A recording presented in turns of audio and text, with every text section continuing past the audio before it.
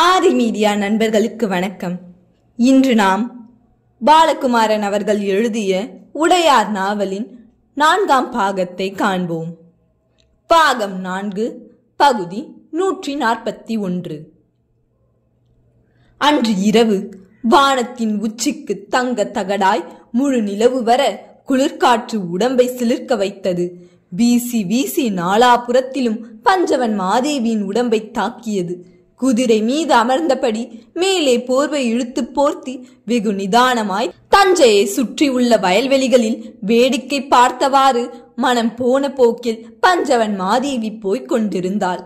பேசிக்கொண்டே அரசர் உறங்கிவிட அவருக்கு போர்வை போர்த்தி திரை சீலைகளை இழுத்துவிட்டு வாசல்களை திறந்து வைத்து காவலுக்கு பெண்டிரையும், ஒரு வேளை அரசர் எழுந்தால் பேச்சு துணைக்கு அரசரின் மனைவியையும் அருகே வைத்துவிட்டு கீழிறங்கி குதிரையில் ஏறி திறந்த வெளி நோக்கி வந்துவிட்டாள். வெகு நேரம் யோசித்து பேசிக் கொண்டிருந்ததால் மனம் சற்று சூடேறி புழுக்கமாய் இருப்பதாக அவளுக்கு தோன்றியது. வெட்ட வெளியில் நின்று நல்ல காற்றை சுவாசிக்க வேண்டும் என்ற எண்ணம் ஏற்பட்டது. அவள் குதிரை ஏறி அரண்மனையை தாண்டி நகர்ந்ததும் கூட வருவதற்கு மெய்க்காவல் படை தயாராகியது. ஒருவரும் வரக்கூடாது என்று கடுமையாய் கட்டளையிட்டு விட்டு அவள் தஞ்சையின் வட எல்லையில் உள்ள வயல்வெளிகளை நோக்கி குதிரையை செலுத்தினாள். ஏன் போகிறோம் என்ற எண்ணமில்லை, எங்கே போகிறோம் என்ற சிந்தனையும் இல்லை. ஏதோ ஒரு திசை, ஏதோ ஒரு இடம் என்று நகர்ந்து வயல்வெளி வந்ததும் குதிரையின் ஓட்டத்தை மிருதுவாக்கி நடைக்கு கொண்டு வந்து மெல்ல வயல்களை பார்த்தபடி நடந்தாள். நிலவின் ஒளி நீர் நிறைந்த அந்த வயல்வெளிகளில் பட்டு தெரிந்தது. நகரத்தை தாண்டி அந்த வயல்வெளிகளுக்கு வந்ததும் இன்னும் குளிர் அதிகமாக இருந்தது.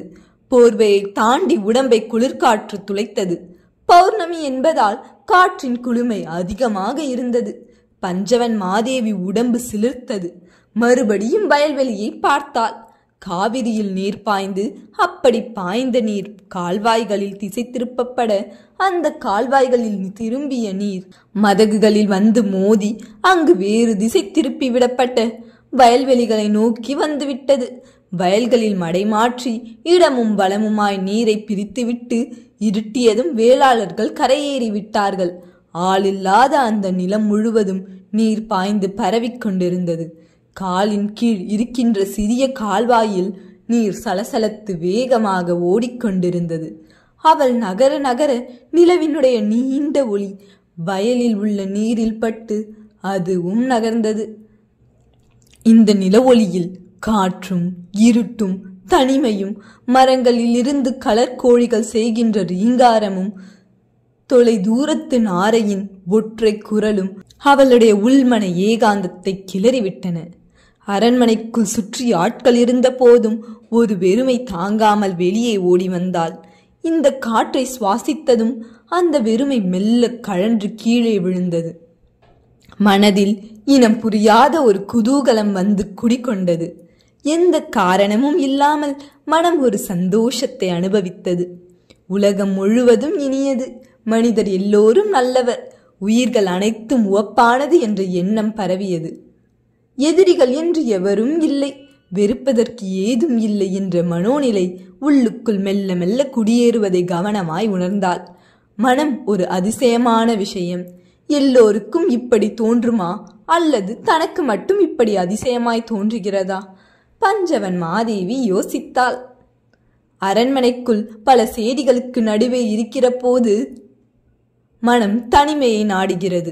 இப்படி தனிமையில் இருக்கும்போது அரண்மனை பெண்டிரையும் மக்களையும் அரசரையும் மறவர்களையும் வணிகர்களையும் மற்ற எல்லா மனிதர்களையும் நேசிக்கின்ற ஒரு மனோபாவம் கிளறுகிறது. இந்த தனிமை என்பது என்ன என்று யோசித்தாள். இந்த தனிமையும் மரணமும் வெகு அருகே இருக்கிறது. தனிமை பலருக்கு பிடிப்பதில்லை, ஏனெனில் அது மரணம் போல சற்று கொடுமையானது. தனிமையை அனுபவிக்க மரணத்தை எதிர்நோக்கும் திடம் வேண்டும். தனிமையை எவர் அனுபவிக்கிறாரோ அவரால் மரணத்தை எதிர்கொள்ள முடியும். வாழும் பொழுது மரணம் பற்றிய நினைப்பு திடப்பட்டு விட்டால் தனிமை இனிக்க துவங்கிவிடும். தனிமை இனிக்க துவங்கிவிட்டால் மனிதர்களுடைய குற்றம் குறைகள் பெரிதாக தோன்றாது. எல்லோரையும் காதலிக்கின்ற ஒரு சுபாவம் ஏற்பட்டுவிடும். காதல் என்பதென்ன? கொடுத்தல் வாங்குதல். என்ன கொடுத்தல், என்ன வாங்குதல்? பஞ்சவன் மாதேவி தொடர்ந்து யோசித்தாள். மெல்ல குதிரையை மண் பாதைகளோடே நடத்தி போனாள். பாதையின் 2 பக்கமும் வயல்கள் நீண்டு கிடந்தன. நடுவே நின்றாள். குதிரையை மெல்ல சுற்றினாள். முன்னும் பின்னும் அலைந்தாள். சேனத்தின் மீது கால் ஊன்றி ஏறி நின்று தொலை தூரம் பார்த்தாள். உலகம் அசையாது இருந்தது. அவள் மட்டுமே அசைந்து கொண்டிருப்பது போல ஒரு தோற்றம் தெரிந்தது. உறக்க கூவ வேண்டும் போல் எண்ணம் வந்தது. ஆனால் அடக்கிக் கொண்டாள். அமைதியானாள். உறங்குகின்ற பட்சிகள் ஒருவேளை உறக்கம் கலைந்து சலசலத்து எழும். தாய்ப்பறவை எழுந்தால் குஞ்சுகள் பதறும். எதற்கு கூவானேன் என்று அடக்கிக் கொண்டாள். தனக்கு தோன்றிய அந்த நல்லெண்ணத்தை தானே வியந்து பாராட்டி கொண்டாள். இதுதான் கொடுப்பது. பிறருக்கு எந்த தீங்கும் இல்லாமல் அமைதியை கொடுப்பது. என்ன வாங்குவது? அந்த அமைதிக்கு கிடைக்கின்ற அன்பை வாங்குவது. அமைதியை கொடுப்பது என்றால் என்ன? ஒருவர் மற்றவருக்கு அமைதியை எப்படி தர முடியும்? தன்னையே கொடுப்பதால் தான் தர முடியும். தான் என்ற எண்ணத்தை தன்னிலிருந்து பீத்து எறிந்து தன்னை தூக்கி, இந்தா என்னை நீ வைத்துக்கொள் என்று தூக்கி எறிந்தால்தான் முடியும். தான் தனக்கு தன்னுடையது, தன்னுடைய பொருள் என்று இறுக்கிக் கொள்ள எதிரே இருப்பவர் வேண்டாதவராக போகிறார். அப்படி தன்னை தூக்கி மற்றவரிடம் கொடுத்தால் மற்றவரிடமிருந்து தனக்கு என்ன கிடைக்கும்? அதுபோலவே அவருடைய தான் தன்னிடம் வந்து சேரும். அவரிடமிருந்தும் தான் என்ற தன்னிலை மறந்து போகும். இது எங்கோ படித்திருக்கிறோமே. இதை பற்றி வேறு ஏதோ ஒன்றும் கேள்விப்பட்டிருக்கிறோமே. நம்பியாண்டார் நம்பி ஒரு பாடல் பாடுவாரே, நினைவுக்கு வந்துவிட்டது. பஞ்சவன் மாதேவி குதிரையை கொஞ்சம் வேகமாக செலுத்தினாள். குதிரை ஒரு துள்ளல் நடையாக போயிற்று. சட்டென்று நிறுத்தினாள். என்ன அந்த பாட்டு முதல் வரி என்ன என்று தவித்தாள். வந்துவிட்டது என்று திசை திரும்பினாள். தந்தது உன் தன்னை கொண்டதும் என் தன்னை சங்கரா ஆர்கொல சதுரர். இதுதான் அந்த வரி. ஆமாம், அவளுக்குள் மறுபடியும் சந்தோஷம் பொங்கியது. குதிரையை வேகமாக விரட்டினாள். சட்டென்று நிறுத்தினாள். மறுபடியும் சொல் என்று மனதை தூண்டினாள். தந்தது உன் தன்னை கொண்டது உன் என் தன்னை சங்கரா ஆர்கொல சதுரர். யான் என்னை கொடுத்தேன், பதிலுக்கு நீ உன்னை கொடுத்தாய். சங்கரா, யார் கெட்டிக்காரர்? நம் இருவரில் எவர் கெட்டிக்காரர்? அடுத்த வரிதான் இன்னும் அற்புதமாக இருக்கிறது. அந்தம் ஒன்றில்லா ஆனந்தம் பெற்றேன். யாது நீ பெற்றது? ஒன்று என் பால் சிந்தையே கோயில் கொண்ட எம்பெருமான் திருப்பெருந்துறை உரை சிவனே. எந்தையே ஈசா, உடலிடம் கொண்டாய். யான் இதற்கிலன் ஓர் கைமாறே. உன்னிடமிருந்து நான் அளப்பரிய ஆனந்தம் அடைந்தேன். ஆனால் என்ன கிடைத்தது உனக்கு? ஒன்று புரிந்துவிட்டது. தன்னை கொடுப்பது என்பது எளிது. அது பெரிய மதிப்புடையதல்ல. ஆனால் மற்றவருடைய அன்பு விலை மதிக்க முடியாதது. அது கடவுளுடைய அன்பை போல தான் ஒன்றுமில்லை என தெரிந்து தன்னை தூக்கி இறைவனிடம் கொடுத்துவிட்டு இறைவனிடமிருந்து அவனுடைய கருணையை வாங்கிக் கொள்வது. எல்லா உயிர்களும் இறைவன் என்றால் எல்லா உயிர்களிலும் இறைவன் இருப்பான் என்றால் தன்னை எல்லாரிடமும் கொடுப்பதை விட சந்தோஷம் உலகத்தில் உண்டா? அப்படி கொடுத்தால் என்ன கிடைக்கும்? உன்னிடமிருந்து அந்த ஆனந்தத்தை வாங்கிக் கொண்டேன். உனக்கு என்னிடமிருந்து என்ன கிடைத்தது? மற்றவருக்கு நான் என்ன பெரிய உதவி செய்துவிட முடியும்? இறைவனுக்கு என்னால் என்ன லாபம்? அடே, தமிழ் எத்தனை அழகாக இருக்கிறது! எவ்வளவு சுகமாக இருக்கிறது! எத்தனை சூட்சமமான விஷயத்தை சொல்கிறது! தனிமையில் இருக்கும்போது மற்றவர்களுடைய அன்புக்கு மனம் எப்படி ஏங்குகிறது! தனிமையில் இருக்கும்போது மற்றவருக்கு தன்னை கொடுக்க வேண்டும் என்ற ஆவல் எவ்வளவு பெரிதாக கிளறுகிறது! அந்த ஒன்றில்லா ஆனந்தம் அடைந்தேன். மிக பெரிய ஆனந்தம் தன்னை கொடுப்பதுதான். யாது நீ பெற்றது என்று ஒன்று என்பால் என்னிடமிருந்து உனக்கு என்ன கிடைத்தது? கடவுளே, கடவுளே! தமிழ் இப்படி அடிவயிற்றை கலக்கி நெஞ்சை நிரப்புகிறதே! அவள் தடுமாறினாள். குதிரையும் அலைந்தது.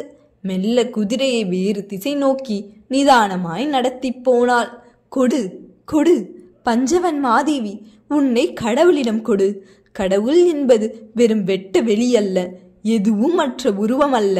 எதுவும் மற்ற உருவமாக கடவுள் இருப்பினும் கடவுள் மனிதனாக, புழுவாக, பறவையாக, மானாக, வேங்கையாக, இதோ இந்த குதிரையாக, வயல்வெளியாக, பூமிக்கு கீழே இருக்கும் ஊர்வனவாகவும் இருக்கிறார். இவை எல்லாவற்றுக்கும் என்னை கொடுக்க வேண்டும். அதில் அவைகளுக்கு என்ன லாபம் என்று தெரியவில்லை. ஆனால் அப்படி கொடுக்க எனக்கு மிகப்பெரிய லாபம் வருகிறது. நான் யாருக்கு என்னை கொடுத்தல் வேண்டும்? எல்லோருக்கும். எல்லோருக்கும் என்றால் யாருக்கு? அரசருக்கு. அரசராகிய உடையார் ஸ்ரீ ராஜராஜ தேவருக்கு, அவர் பட்ட மகிழ்ச்சிக்கு, ராஜேந்திரன் தாயான வானதிக்கு, இங்கு உள்ள அரசியர்களுக்கு, அரசியரின் சேடியர்களுக்கு, அரண்மனையில் உள்ள மற்ற பெண்டிருக்கு, அரண்மனை மறவர்களுக்கு, அரண்மனையில் உள்ள மற்ற பெண்டிருக்கு, அரண்மனை காக்கும் காவல்காரர்களுக்கு, சோழ தேசத்தை காக்கும் மறவர்களுக்கு, வணிகர்களுக்கு, சிற்பிகளுக்கு, நெசவாளர்களுக்கு, குயவர்களுக்கு, கருமார்களுக்கு, உலகத்தில் உள்ள அத்தனை உயிர்களுக்கும் தன்னை கொடுக்கின்ற ஒரு மனோபாவம் இருந்தது. இதுதான் கனிதலா? இதுதான் முதிர்தலா? இதுதான் மிக பெரிய விஷயமா? இதுதான் ஞானமா? தன்னை இழத்தல் என்பதுதான் முக்கியமா? தன்னை இழத்தல் என்பது என்ன? நான் என்னை பிடித்து வைத்துக் கொண்டிருக்கிறேனா அல்லது இழந்து கொண்டிருக்கிறேனா? இழத்தல் எப்படி ஏற்படும்? இழத்தல் எங்கிருந்து துவங்குகிறது? அப்போது யோசித்தோமே. உறக்க கத்த ஆசை இருந்தும் உறக்க கத்தினால் பறவை பயப்படும், பறவைகள் சலசலத்தால் குஞ்சுகள் பயப்படும், குஞ்சுகள் பயந்தால் இன்னும் காட்டிலுள்ள பல விஷயங்கள் பயப்படும். எனவே யாரையும் எந்த தொந்தரவும் செய்யாது நம்மை அடக்கி கொண்டு அமைதியானோமே. அதுபோலத்தான் இப்பொழுது சத்தம் போடாதது எப்படி ஒரு சந்தோஷமோ அதுபோல சத்தம் போடுவதும் ஒரு சந்தோஷம். உலகத்தில் மற்றவருக்கு என்ன எந்த சந்தோஷமோ அதை இடையராது செய்து கொண்டிருத்தலே நம்முடைய வேலை. என்ன நடக்கிறது எனக்குள்? ஏதோ ஒரு குதூகலம், ஆனால் ஒரு அமைதியான குதூகலம். ஏதோ ஒரு ஆனந்தம், ஏதோ ஒரு நிறைவான ஆனந்தம், ஏதோ ஒரு திருப்தி, எந்த தேவையுமற்ற ஒரு மனோநிலை எனக்கு இப்பொழுது ஏற்படுகிறதே. இது என்ன நிலை? இது என்ன விதமான புத்தி? இது சுவைந்து போகுமோ? மறுபடியும் அரண்மனைக்கு போனால் மூச்சு திணறுமோ? இவள் அவள் என்று பிரித்து கொள்ள தோன்றுமோ? இல்லை, இது நிரந்தரமாக வேண்டும். இது என்னுள் படிந்து கிடக்க வேண்டும். என்னை விட்டு அகலாதிருக்க வேண்டும். நான் என்ன செய்ய? இறையே, நான் என்ன செய்ய? அவள் குதிரையிலிருந்து தடுமாறினாள். சட்டென்று கீழே குதித்தாள். குதிரையின் முதுகை தட்டினாள். குதிரை விலகி போயிற்று. அவள் மெல்ல புல் மீது அமர்ந்து கொண்டாள். ஏதேனும் பூச்சு வருமோ? வரட்டும். பாம்புகள் பூரான் ஏதேனும் நகருமோ? நகரட்டும். குள்ள நரிகள் திரியுமோ? எதுவும் செய்யாது. அவள் அமைதியாய் இருந்தாள். மேலே மெல்ல தலை தூக்கி நிலவை பார்த்தாள். நிலவு பெரிதாய் இருந்தது. எதேச்சையாய் இடப்பக்கம் திரும்பினாள். பகீர் பகீர் என்று ஒரு பயம் ஏற்பட்டது. அங்கும் ஒரு பெரிய நிலவு மிளிர்ந்து கொண்டிருந்தது. வலப்பக்கம் பார்த்தால் மிக பெரிய நிலவு இருந்தது. இடப்பக்கம் நிலவு இருந்தது. கிழக்கே உதிக்கின்ற நிலவு, அதே போல மேற்கே இருக்கின்ற நிலவு என்னாயிற்று? இரண்டு கண்களில் ஏதேனும் தகராறா? பார்வை பிளவுபடுகிறதா? கண் மயங்குகிறதா? கண்களை மெல்ல தடவி மறுபடியும் பார்த்தாள். இது இரட்டையான விஷயம் அல்ல, வெவ்வேறான விஷயம். அது ஒரு கோடி, இது ஒரு கோடி. மரத்தில் அம்மாதிரி ஏற்படவில்லை. எதிரே இருக்கின்ற கொடியில், செடியில், தாவரத்தில் அப்படி ஏற்படவில்லை. குதிரை ஒன்றாகத்தான் தெரிகிறது. ஆனால் நிலவு இரண்டாக இருக்கிறது. கிழக்கே ஒரு நிலவு, மேற்கே ஒரு நிலவு. அவள் அதிசயமாய் பார்த்தாள். காதோரம் ஒரு குரல் கேட்டது. இம்மாதிரி 7 இருக்கிறது பஞ்சவன் மாதேவி, 7 நிலவு இருக்கிறது. அவள் திகைத்தாள். யாரது என்று எழுந்திருந்தாள். எழுந்திருக்கும் வேகத்தில் மூளையில் ஒரு மாற்றம் நிகழ்ந்தது. சட்டென்று மூச்சு அடைத்துக் கொண்டது. மூச்சை இழுக்கவும் முடியவில்லை, விடவும் முடியவில்லை. மூக்கு நடுவே வாய்க்கு மேலே உருண்டையாய் மூச்சு சுருண்டு அடைத்து கொண்டது. வாயிலும் மூச்சை இழுக்க முடியவில்லை. வாய் அந்த சக்தியை இழந்து விட்டிருந்தது. நுரையீரல் மூச்சு விட முடியாமல் தவித்தது. திணறிற்று. உடம்பு முறுக்கி தவித்தது. நடுவில் மிக மோசமாக வலித்தது. 2 மார்பகங்களுக்கிடையே ஒரு கத்தி குத்தியது போல ஒரு வலி ஏற்பட்டது. வயிறு குழைந்தது. பின்பக்கம் காற்று வெளியேறியது. கால்கள் துவண்டன. முழங்கால்கள் இறுகின. தொடைகள் நடுங்கின. முதுகு வலித்தது. அடிமுதுகிலிருந்து மிக பெரிய வேதனை ஒன்று கிளம்பியது. கழுத்து வலித்தது. உச்சி பிளந்து விடுவது போல் இருந்தது. அவள் பயந்தாள், திணறினாள். தன்னையே கொடுப்பது இதுதானா? தன்னையே கொடுப்பது என்பது மரணமா? தானற்று போவதுதான் மரணமா? தான் இல்லாது இருப்பதுதான் மரணமா? இப்பொழுது நான் சாகப் போகிறேனா? மூச்சு நின்று விட்டதா? ஹிருதயம் இருக்கிறதா? போகட்டும், போ போ, எங்கு வேண்டுமானாலும் போ. இது நன்மையெனில் செல். வெளியேறு, வெளியேறு, நகர்ந்து விடு என்று அவள் தன்னை நகர்த்தினாள். உடம்பிலிருந்து ஏதோ ஒரு சக்தி நகர்ந்தது. உடம்பிலும் சொச்சமாய் ஒரு சக்தி இருந்தது. அவள் நகர்வை பார்த்து கொண்டிருந்தது. உடம்பு மெல்ல கீழே உட்கார்ந்தது. சரிந்து படுத்தது. கை கால்கள் 2 பக்கமும் விரிந்து விழுந்தன. குதிரை அருகே வந்து முகர்ந்து பார்த்தது. அவள் குதிரையை நேசித்தாள். அவள் வெளியே இருந்தால் அவள் குதிரையே வெளியே இருந்தபடி அருகே போய் தடவி கொடுத்தாள். குதிரை துள்ளி பின்னால் நகர்ந்தது. பயந்தது. சற்று திரும்பி வேகமாய் நடந்து தொலை தூரம் போய் அவளை பார்த்தது. வயல் பார்த்தாள், தரை பார்த்தாள். இப்பொழுது மேலே பார்க்க நிலவு தவிர வேறு ஏதோ நிறைய நட்சத்திர கூட்டங்கள் தெரிந்தன. அந்த நட்சத்திரங்கள் நகர்வதும் அவள் உணர்ந்தாள். என்ன செய்வது இப்போது? இதுதான் தன்னை இழத்தல் என்றால் இதற்கு பிறகு என்ன? எதுவும் இல்லை. ஏன் எதுவும் இல்லை? இந்த வாழ்க்கை மிக மிக சாதாரணமானது. மரணம் எப்பொழுது வேண்டுமானாலும் ஏற்படலாம். இது ஒரு கனவு மயக்கம். இந்த வாழ்க்கை ஒரு நடுவாந்தரம். இந்த வாழ்க்கை ஒரு மாற்றத்திற்கு இடையே ஏற்படுகின்ற நிகழ்ச்சி. ஒரு புள்ளியிலிருந்து இன்னொரு புள்ளிக்கு போகும் பயணம். ஒரு கிராமத்திலிருந்து இன்னொரு கிராமத்திற்கு மாட்டு வண்டியின் மூட்டை கட்டி கொண்டு போகிறார்கள் அல்லவா? அதுபோல இது ஏதோ ஒரு மாட்டு வண்டியில் ஏதோ ஒரு கலாச்சாரத்தில் தன்னை ஈடுபடுத்தி கொண்டு தன் நல்லது கெட்டதுகளை சுமந்து கொண்டு போகின்ற ஒரு நிலை. அவ்வளவே. எங்கிருந்து எங்கு போகிறோம் அதுதான் முக்கியமே தவிர இந்த பயணம் முக்கியமில்லை. இந்த பயணம் நகர்ந்து கொண்டே இருப்பது, மாறிக்கொண்டே இருப்பது, தன்னை விதவிதமாக நகர்த்தி கொண்டே இருக்கிறது. இந்த நகர்வுகள் தான் முதுமை. இந்த நகர்வுதான் முதுமை நோக்கி போவது. இந்த தாவரங்கள், இந்த பூச்சிகள், இந்த மிருகம் எல்லாமுமே நகர்ந்து கொண்டிருக்கின்றன. நகராதது எது? அவள் நினைவுக்கும் தன் சூட்சும சக்திக்கும் இடையேயுள்ள ஒரு பெரும் பரப்பை பார்த்தாள். அடே, இதுதான் நகராதது. இதுதான் எங்கும் போகாதது. இதுதான் எங்கும் இருப்பது.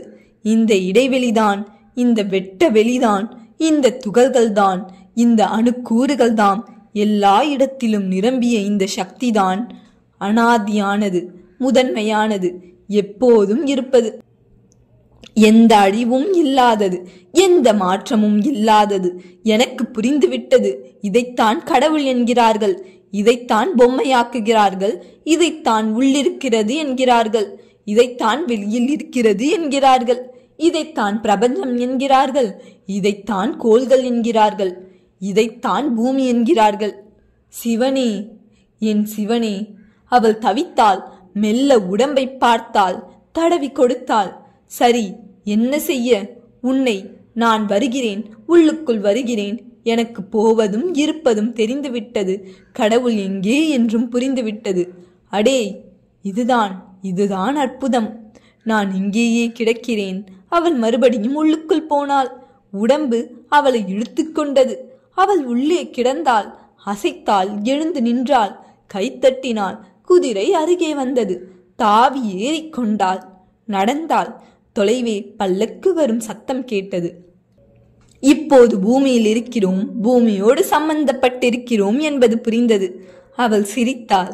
தனக்கு மட்டும் இது புரிந்துவிடவில்லை. என்னை போல் பலருக்கு, என் முன்னோர்கள் பலருக்கு இது புரிந்திருக்கிறது. புரிந்துதான் அவர்கள் நல்ல விஷயங்களை நிறைய பேசியிருக்கிறார்கள். இது சாதாரண தேசமல்ல. இயற்கையில் கடவுளை பார்க்கும் தேசம் இது. எல்லா இடத்திலும் கடவுளினுடைய ஆட்சி என்று வியக்க வைக்கும் தேசம் இது. எல்லா இடங்களிலும் பிரம்மாண்டமாய் பார்க்கின்ற கடவுளை இன்னும் நெருக்கமாக தனக்கருகே பார்க்க வேண்டும் என்ற ஆசை. இதனால் தான் கடவுளுக்கு ரூபம் கொடுத்து சிலையாய் மாற்றி மடியில் வைத்துக்கொண்டு இந்த தமிழ் தேசத்து மனிதன் கொஞ்சுகிறான். தான் வியந்து பார்த்த அந்த பெருவுருவத்தை தனக்கு எதிரே ஒரு சிறு குழந்தையாய் நிற்க வைத்து சின்ன சிவலிங்கமாய் அமர்த்தி வைத்து விஷ்ணுவாய் ராமனாய் சிலை வடித்து விதவிதமாய் அபிஷேகங்களும் ஆராதனைகளும் செய்து கொண்டிருக்கிறான். அலங்காரம் செய்து கை கூப்புகிறான். அதுவும் கடவுள், இதுவும் கடவுள், எங்கும் நிறைந்த இறைவன் அவனே.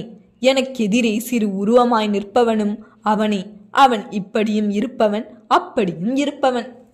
மனிதர்களுக்கு மனிதர்கள் போதும், கடவுள் அவசியம் இல்லை. கடவுள் என்பதை புரிந்து கொள்ள முடியாது. மனிதர்களுக்கு மனிதர்களான வழிகாட்டிகள் போதும்.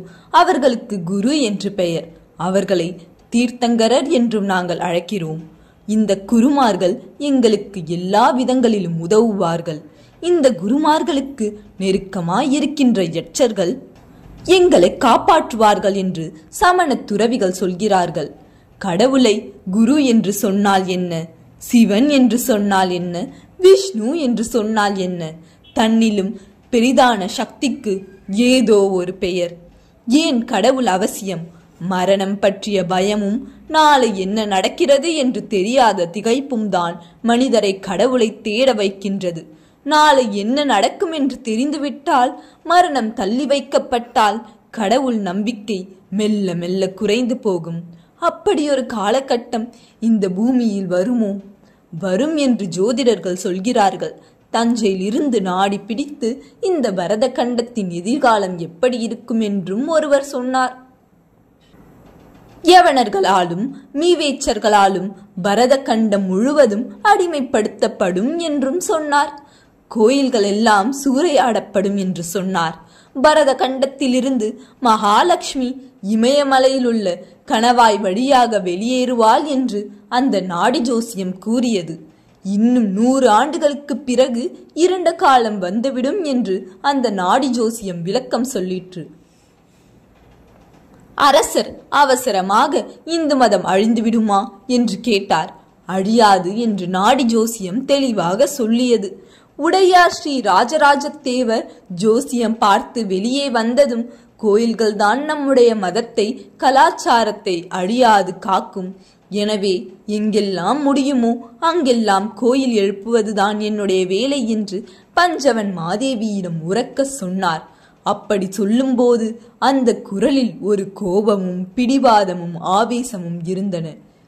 இது நடந்து வெகு நாளாயிற்று. இவ்வளவு உயரமான கோயில் என்று ஒன்று கட்டப்போகிறோம் என்ற எண்ணமெல்லாம் அப்போது இல்லை. ஏதேதோ விஷயங்கள் உள்ளுக்குள் படிந்து பெரிதாகி இப்போது ஒரு மிகப்பெரிய கற்றளி கட்டும்படியாய் நேர்ந்து விட்டது. கோயில் கட்டுவது தஞ்சை மக்களிடம் மிகப்பெரிய மாற்றம் ஏற்படுத்தும். அந்த மாற்றத்தால் சோழ தேசம் முழுவதும் திசை மாறும். சோழ தேசம் திசை மாறினால் நடுநாடும் தொண்டை நாடும் பாண்டிய தேசமும் சேர தேசமும் கீழை சாளுக்கியமும் பின்தொடரும். வீடுகள் விரிவாக கட்டப்படும். காற்றோட்டமாக இருக்கும். இதனால் தஞ்சை போன்ற நகரங்கள் பெரிதாகும். விரைவான மாட்டு வண்டிகள், மேலும் விரைவான குதிரை வண்டிகள் என்று பலரும் பயணப்படக்கூடிய வண்டிகள் உருவாகும். வழிநெடுக உள்ள கிராமங்களுக்கு மக்கள் போவார்கள், தங்குவார்கள், பேசுவார்கள். ஆடலும் பாடலும் இறை வழிபாடும் இலக்கியமும் எல்லா இடத்திற்கும் பரிமாறப்படும். பெண்களுடைய வாழ்க்கை மேம்படும். சற்று கர்வியாக இருந்தாலும் சக்கரவர்த்தியாரின் தமக்கையார் குந்தவையார் எல்லா ஊர்களிலும் ஆதுர சாலை வைக்க வேண்டுமென்றும், பெண்களுக்கு பேறு காலத்தில் அந்த ஆதுர சாலையில் முதன்மையான உதவி வழங்கப்பட வேண்டும் என்றும் கட்டளையிட்டு நிபந்தங்கள் கொடுத்து, மூலிகை பயிர் செய்கிறவர்களுக்கும் காடுகளுக்கு ஊடே போய் மூலிகைகள் பருத்து வருகிறவர்களுக்கும் மானியம் கொடுத்து, அந்த மானியங்கள் ஒழுங்காக வழங்கப்படுகிறதா என்று அவ்வப்போது சோதனை செய்து பேருதவி செய்திருக்கிறார்கள். சோழ தேசத்து பெண்களுக்கு குந்தவை குலதெய்வம் போல. குந்தவையார் பிறந்த நாளின் போது சில ஆதுர சாலைகளில் நிறைய விளக்கேற்றி வைத்து சிவநாமம் சொல்கிறார்களாம். நாமும் ஆதுர சாலை கட்டலாமா? வேண்டாம். குந்தவையார் செய்ததையே நாமும் செய்வதில் என்ன பலன்? ஆதுர சாலை, வேத பாடசாலை இதெல்லாம் எல்லா மன்னர்களும் செய்வது. நாம் வேறு ஏதாவது செய்தாக வேண்டும். பஞ்சவன் மாதேவி மெல்ல குதிரையை செலுத்த ஒரு திருப்பத்தில் பல்லக்கு வரும் சத்தம் கேட்டது. பல்லக்கு தூக்கிகள் மெல்லியதாய் ஒரு முனகல் குரல் கொடுத்து கொண்டே வருவார்கள். உள்ளுக்குள்ளே இருப்பவர் விழிக்காத வண்ணமும் அதே சமயம் தொடர்ந்து நடப்பதற்கு உத்வேகத்திற்கு ஒரு ஹீங்காரமும் கொடுத்து கொண்டே வருவார்கள். 2 தீவட்டிகள் முன்னே வர, ஒரு தீவட்டி பின்னே இருக்க, ஈட்டியும் உருவிய வாளும் ஏந்திய வண்ணம் 4 வீரர்கள் பல்லக்கின் பக்கவாட்டில் வர, ஒற்றை பல்லக்கை தூக்கியவாறு 4 வீரர்கள் வந்து கொண்டிருந்தார்கள். அவர்கள் இடுப்பிலும் குறுவாட்கள் இருந்தன. எந்த சின்னமும் எந்த கொடியும் இல்லை. யாரது என்று நிழலில் மறைந்தபடி பஞ்சவன் மாதேவி உற்று பார்த்தாள். இருட்டில் கொடியினுடைய நிறம் தெரியவில்லை. ஆனால் கொடி போல் ஏதோ ஒன்று பல்லக்கு உச்சியில் அசைந்து உற்று பார்த்தபோது பல்லக்கில் ஓம் என்று எழுதப்பட்டிருந்தது. பல்லக்கில் அப்படி எழுதியிருப்பின் அது மடாதிபதிகளுக்கோ துறவிகளுக்கோ சொந்தமானது. யார் வருவது? சற்று இறங்கி நிற்கலாமா? இல்லை, அருகே வரட்டும். அவள் குதிரையை செலுத்திக் கொண்டு முன்னே விரைந்தாள். குதிரை வரும் ஓசையை கேட்டுவிட்டு அருகே வருவதை பார்த்துவிட்டு தீவட்டி வீரர்கள் தீப்பந்தங்களை உயர தூக்கினார்கள். ஓ என்று எச்சரிக்கை குரல் கொடுத்தார்கள். எல்லா வீரர்களும் வாட்கள் உருவினார்கள். தலையை சுற்றி போட்டிருந்த முக்காட்டை நீக்கிவிட்டு இடுப்பில் இருந்த குத்துவாளை இருக்க பிடித்த வண்ணம் பஞ்சவன் மாதேவி பல்லக்கு நோக்கி போனாள்.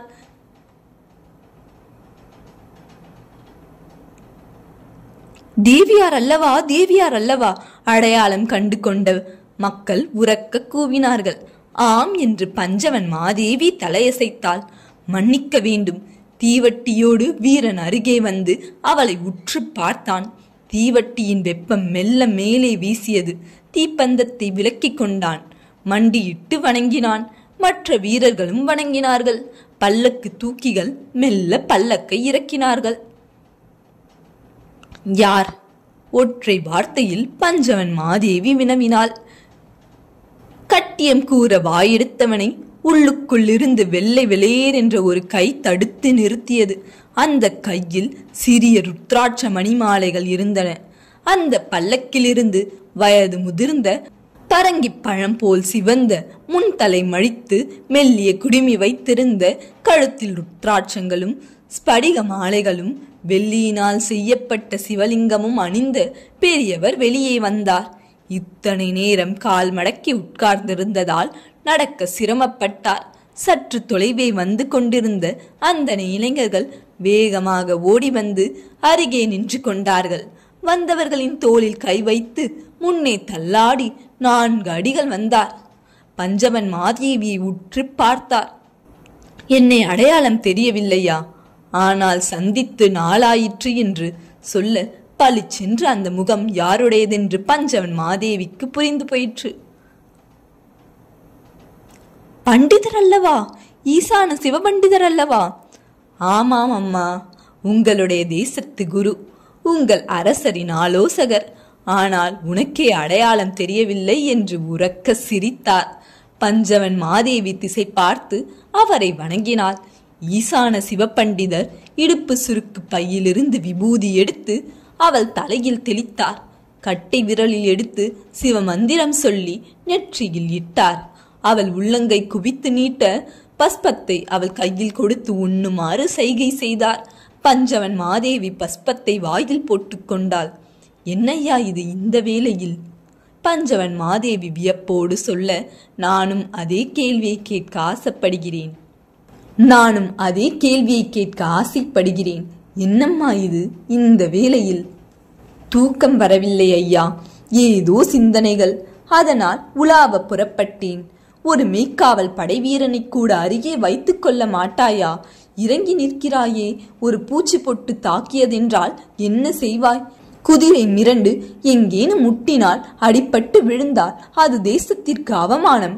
பொதுமக்கள் மிரளுவார்கள், அதிகாரிகள் தேவையில்லாமல் அதட்டப்படுவார்கள். ஐயா, எல்லாம் புரிகிறது. ஆனாலும் ஒரு மெய்க்காவல் வீரன் அருகே இருந்தால் கூட என் சிந்தனைகள் சரியாக இயங்க மாட்டேன் என்கிறது. நான் தனியே இருந்தால்தான் அதிகம் யோசிக்கிறேன், தெளிவாக யோசிக்கிறேன், தொடர்ந்து யோசிக்கிறேன். மற்றவர் இருப்பு என் சிந்தனையை கலைக்கிறது.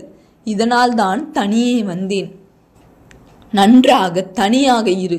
எங்கேனும் அரண்மனை மேல் மாடத்தில் நந்தவனத்தில் இருக்கலாம் அல்லவா? இப்படி தஞ்சையின் எல்லையை தாண்டி அலைகிறாயே. இல்லை, ஒரு பாட்டு வரி மனதிற்குள் திரும்ப திரும்ப வந்து கொண்டிருந்தது. அந்த பாட்டு வரியை பார்க்க வேண்டுமென்று வந்தேன். என்னம்மா இது, பாடல் வரியை இங்கு யோசிக்கிறாயா? ஆமாம் ஐயா. என்ன வரி? தந்தது உன் தன்னை கொண்டதும் என் தன்னை சங்கரா ஆர்கொலச் சதுரர். அந்தம் ஒன்றில்லா ஆனந்தம் பெற்றேன், யாது நீ பெற்றது ஒன்று என்பால். சிந்தையே கோயில் கொண்ட எம்பெருமான் திருப்பெருந்துரை உரை சிவனே, எந்தையே ஈசா உடலிடம் கொண்டாய், யான் இதற்கிலன்வோர் கைமாறே. அடடே, நன்றாக இருக்கிறதே. சிறிய பொருளினை கொடுத்துவிட்டு பெரும் விஷயத்தை வாங்கியது போல் இருக்கிறதே. ஒன்றுமில்லாத என்னை கொடுத்துவிட்டு மிக பெரிய விஷயமான கடவுளை நான் வாங்கி நிரப்பிவிட்டேன் என்ற பேரானந்தம் இந்த வாக்கியங்களில் தெரிகிறது. அதுதான் அடுத்த வரியை பார். அந்த ஒன்றில்லாத முடிவே இல்லாத ஆனந்தம் அடைந்தேன் என்று குதூகலிக்கிறார். உடனே ஒரு சிறிய குற்ற உணர்ச்சியும் வருகிறது. யாது நீ பெற்றது என்பால், நான் ஒன்றும் சரியாக கொடுக்கவில்லையே என்று குமைகள் வருகிறது. எவ்வளவு உண்மையானது மனது, எவ்வளவு சத்தியமான நடவடிக்கை, எவ்வளவு தூய்மையான எண்ணம்.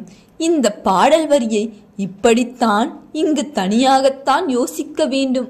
நெடுநேரம் யோசித்தாயா மகளே? ஆமாம். உன் கண்கள் பெரிதாகி இருக்கின்றன, மூக்கு விடைத்திருக்கிறது, நெற்றியில் வியர்வை துளிகள், காதோரம் சிவந்திருக்கிறது. அவர் தீப்பந்த ஒளியில் உற்று பார்த்தார். உன்னிலிருந்து புதுமையான அதிர்வு வருகிறது. மயக்கமடைந்து விட்டாயா பெண்ணே? ஆமாம், மயக்கம் போலும் ஒரு உணர்வு. வெளியே புறப்பட்டு மீண்டும் வருகின்ற மிக பெரிய நிகழ்ச்சி நடந்ததோ? ஈசான சிவபண்டிதர் கவலையோடு கேட்டார். ஆமாம், அப்படித்தான் ஏதோ நடந்தது. ஏதோ அல்ல, எது நடக்க வேண்டுமோ அது உனக்கு நடந்திருக்கிறது தாயே. ஒருமுறை இதை ருசிக்க துவங்கிவிட்டால் மறுபடி இம்மாதிரியே கிளம்பி போக தோன்றும். சில சமயம் திரும்பி வர மனமில்லாதும் போகத் தோன்றும். வேறு ஏதேனும் சூட்சும சக்திகள் அருகே வந்து வா, போதும், போய்விடலாம் என்று அழைத்து கொண்டு போகவும் நேரிடும். மகளே, உன்னுடைய அரவணைப்பில்தான் சக்கரவர்த்தி உடையார் ஸ்ரீ ராஜராஜ தேவர் நிம்மதியாக இருக்கிறார் என்று ஊரும் அதிகாரிகளும் பேசிக்கொள்கிறார்கள். இந்த நேரத்தில் நீ இப்படி வித்தைகள் செய்து கொண்டிருந்தால் அது விபரீதமாய் போகும். தாயே, இத்தோடு அமைதியாகிவிடு. இந்த வழி போக வேண்டிய வழி. இந்த வழிதான் திறந்து உன்னை வெளியே அனுப்பும் என்று தெரிந்துவிட்டது. தொப்புள் வழியாகவும் வெளியே போகலாம், நெஞ்சுக்குழி வழியாகவும் வெளியே போகலாம், தொண்டையிலிருந்தும் வெளியேறலாம், மூக்கு வாய் கண் வழியாகவும் வெளியேறலாம், சிரசின் வழியாகவும் ஒரு மனிதர் வெளியே போக முடியும். அபான வாயு வழியாக வெளியேறுவது அவ்வளவு நல்லதன்று. மார்பு வழியாக வெளியேறி இருக்கிறாய், மறுபடியும் மார்பு வழியாகவே வந்திருக்கிறாய். உன்னை உணரும்போது நீ போனதும் வந்ததும் தெரிகிறது. தாயே, இதை சற்று தள்ளி போடு. இதற்கான காலம் வரவில்லை. உன்னால் சோழ தேசத்திற்கு பல 100 நன்மைகள் கிடைக்க வேண்டும். பிறகு பார்த்து கொள்ளலாம். இந்த விளையாட்டை அடிக்கடி விளையாடாதே, தனிமைப்படாதே, வெளியே எவர் துணையுமின்றி வராதே. இந்த நேரத்தில் உனக்கு நான் என்னுடைய அனுபவம் ஒன்றை சொல்லிக்கொள்ள ஆசைப்படுகிறேன். என் அனுபவம் உனக்கு இப்பொழுது புரியும். அவர் மெல்ல சுற்றும் முற்றும் பார்த்தார். அங்கே ஒரு சிறிய சுமைத்தாங்கி கல் இருக்கிறது என்று ஒரு வீரன் கை காட்டினான். தீப்பந்தம் அந்த இடம் நோக்கி போயிற்று. சுமைத்தாங்கி கல் பார்க்கப்பட்டது. அது முழங்கால் உயரத்தில் அமைக்கப்பட்ட ஒரு கற்பலகை. வழிப்போக்கர்கள் அமர்ந்து கொள்ள வேண்டுமென்று கிராமத்தார்கள் வெகு காலம் முன்பு செய்திருக்க வேண்டும். தீப்பந்தத்தை சட்டென்று தாழ்த்தி அதன் முன்னும் பின்னும் வீசினார்கள். சில புற்கள் கருகின. பூச்சி பொட்டுகள் அந்த வெப்பத்தில் விலக வேண்டும் என்று மறுபடியும் அவ்விதமே செய்தார்கள். பல்லக்கிலிருந்து மெத்தையும் தர்ப்பைப்பாயும் எடுத்து அந்த கற்பலகையின் மீது பரப்பினார்கள். ஈசான சிவபண்டிதர் அங்கு போய் அமர்ந்தார். தரையில் அமர பஞ்சவன் மாதேவி முயற்சி செய்த போது இல்லை என்று தடுத்து தனக்கு அடுத்த இடத்தை காண்பித்தார். சற்று விலகி கற்பலகையின் நுனியில் பஞ்சவன் மாதேவி அமர்ந்து கொண்டாள். மறுபடியும் தீப்பந்தம் சுற்றி வந்தது. பிறகு விலகி போயிற்று. தீப்பந்தத்தை வேல் சொருகி அதன் நுனியில் இணைத்து இருக்க கட்டினார்கள். அந்த வெளிச்சத்தில் ஈசான சிவபண்டிதர் மறுபடியும் பஞ்சவன் மாதேவியை பார்த்தார். ஆச்சரியமாக இருக்கிறதம்மா. சோழ தேசத்தின் அச்சாணியாக இருக்கின்ற பெண்மணி தனிமையில் நகரத்தின் எல்லையில் சுற்றி கொண்டிருக்கிறாள். இப்படி சுற்றினால்தான் தன்னால் சிந்திக்க முடியும் என்றும் சொல்கிறாள். தாயே, நடனமாடியும் பாட்டு பாடியும் உண்டும் உறங்கியும் பல பெண்கள் உன்னை சார்ந்தவர்கள் இருக்க நீ இப்படி சுமையை தோளில் ஏற்றிக்கொண்டு தள்ளாடி தனியே வந்து கொண்டிருக்கிறாயே, இது எவ்வளவு பெரிய தியாகம்! சோழ தேசத்திற்காக நீ செய்த பல தியாகங்களை நான் அறிவேன்.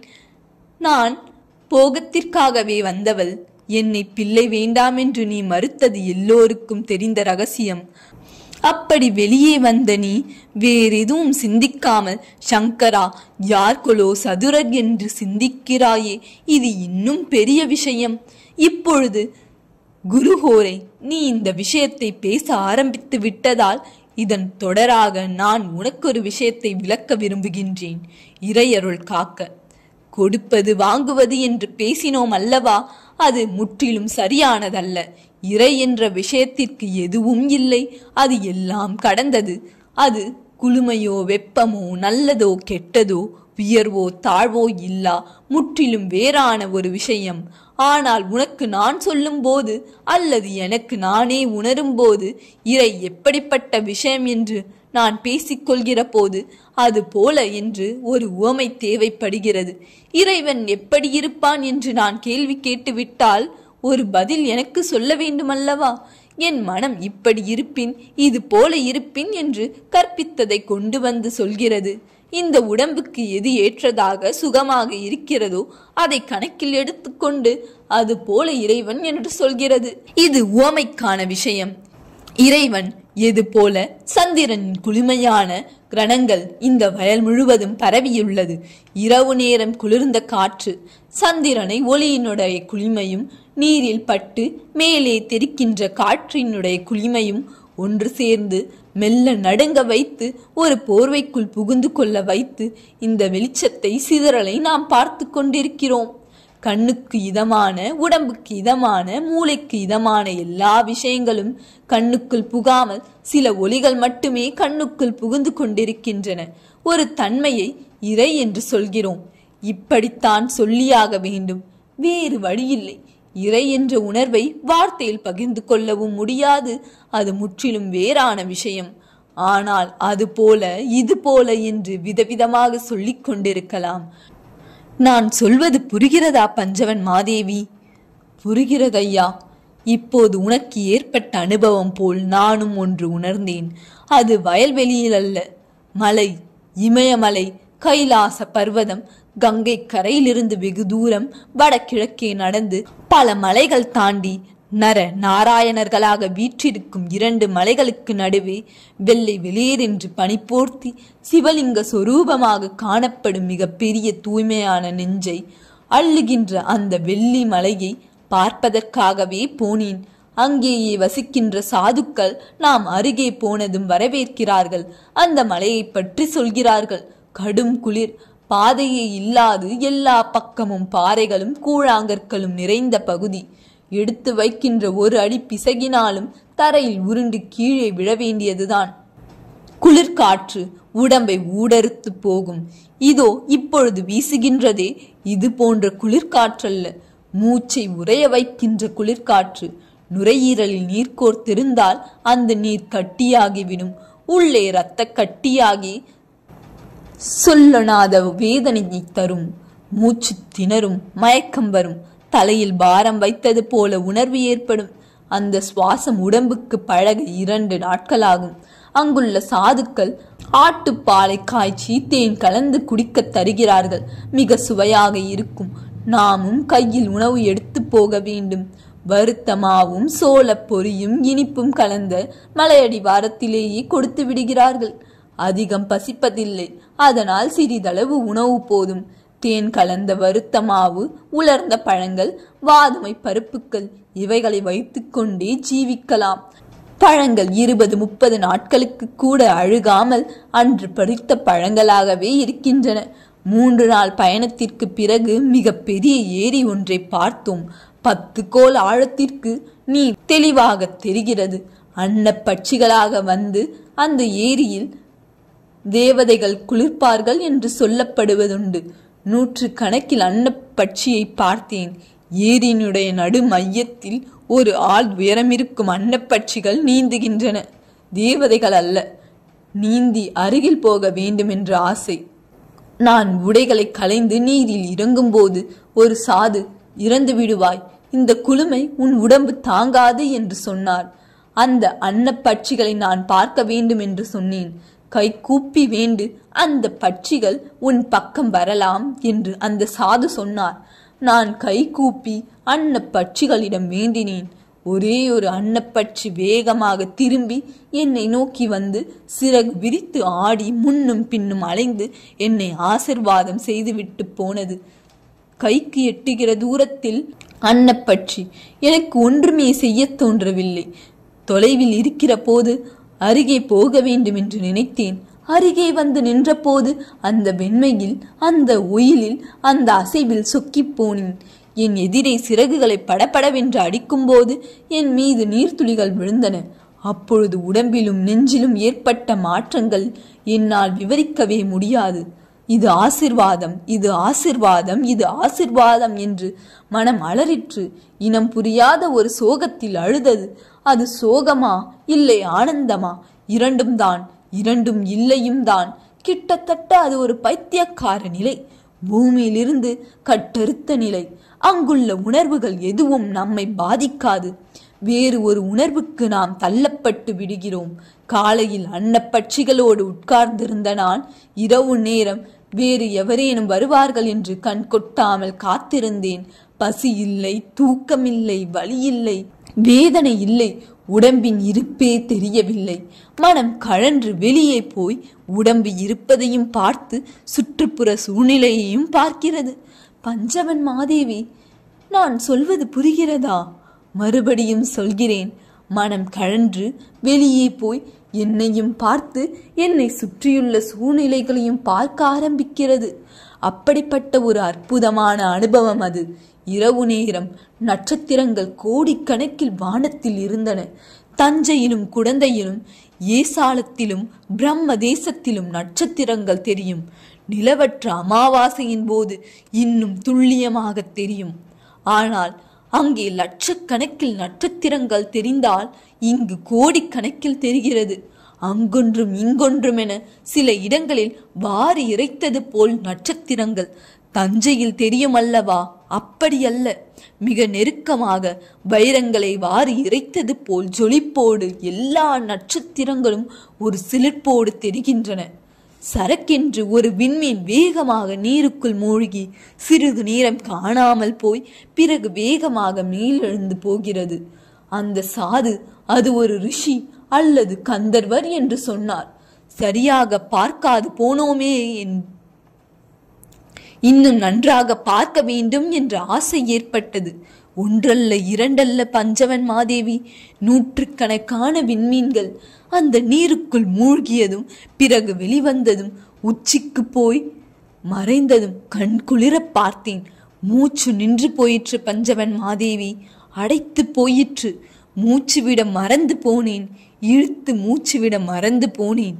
இழுத்த மூச்சு உள்ளேயே தங்கி மெல்லிய நூலாக வெளியே வந்து உள்ளுக்குள் ஒன்றுமே இல்லாமல் போய், போதும், இந்த உடம்பு போதும், இந்த வாழ்க்கை போதும், இங்கு கற்றது போதும், விண்மீன்களோடு விண்மீனாய் கிளம்பி விடுவோம் என்று உடம்பு உதிர்க்க தயாரான போது அந்த சாது தோளில் கை வைத்து வேண்டாம் போ என்று சொன்னார்.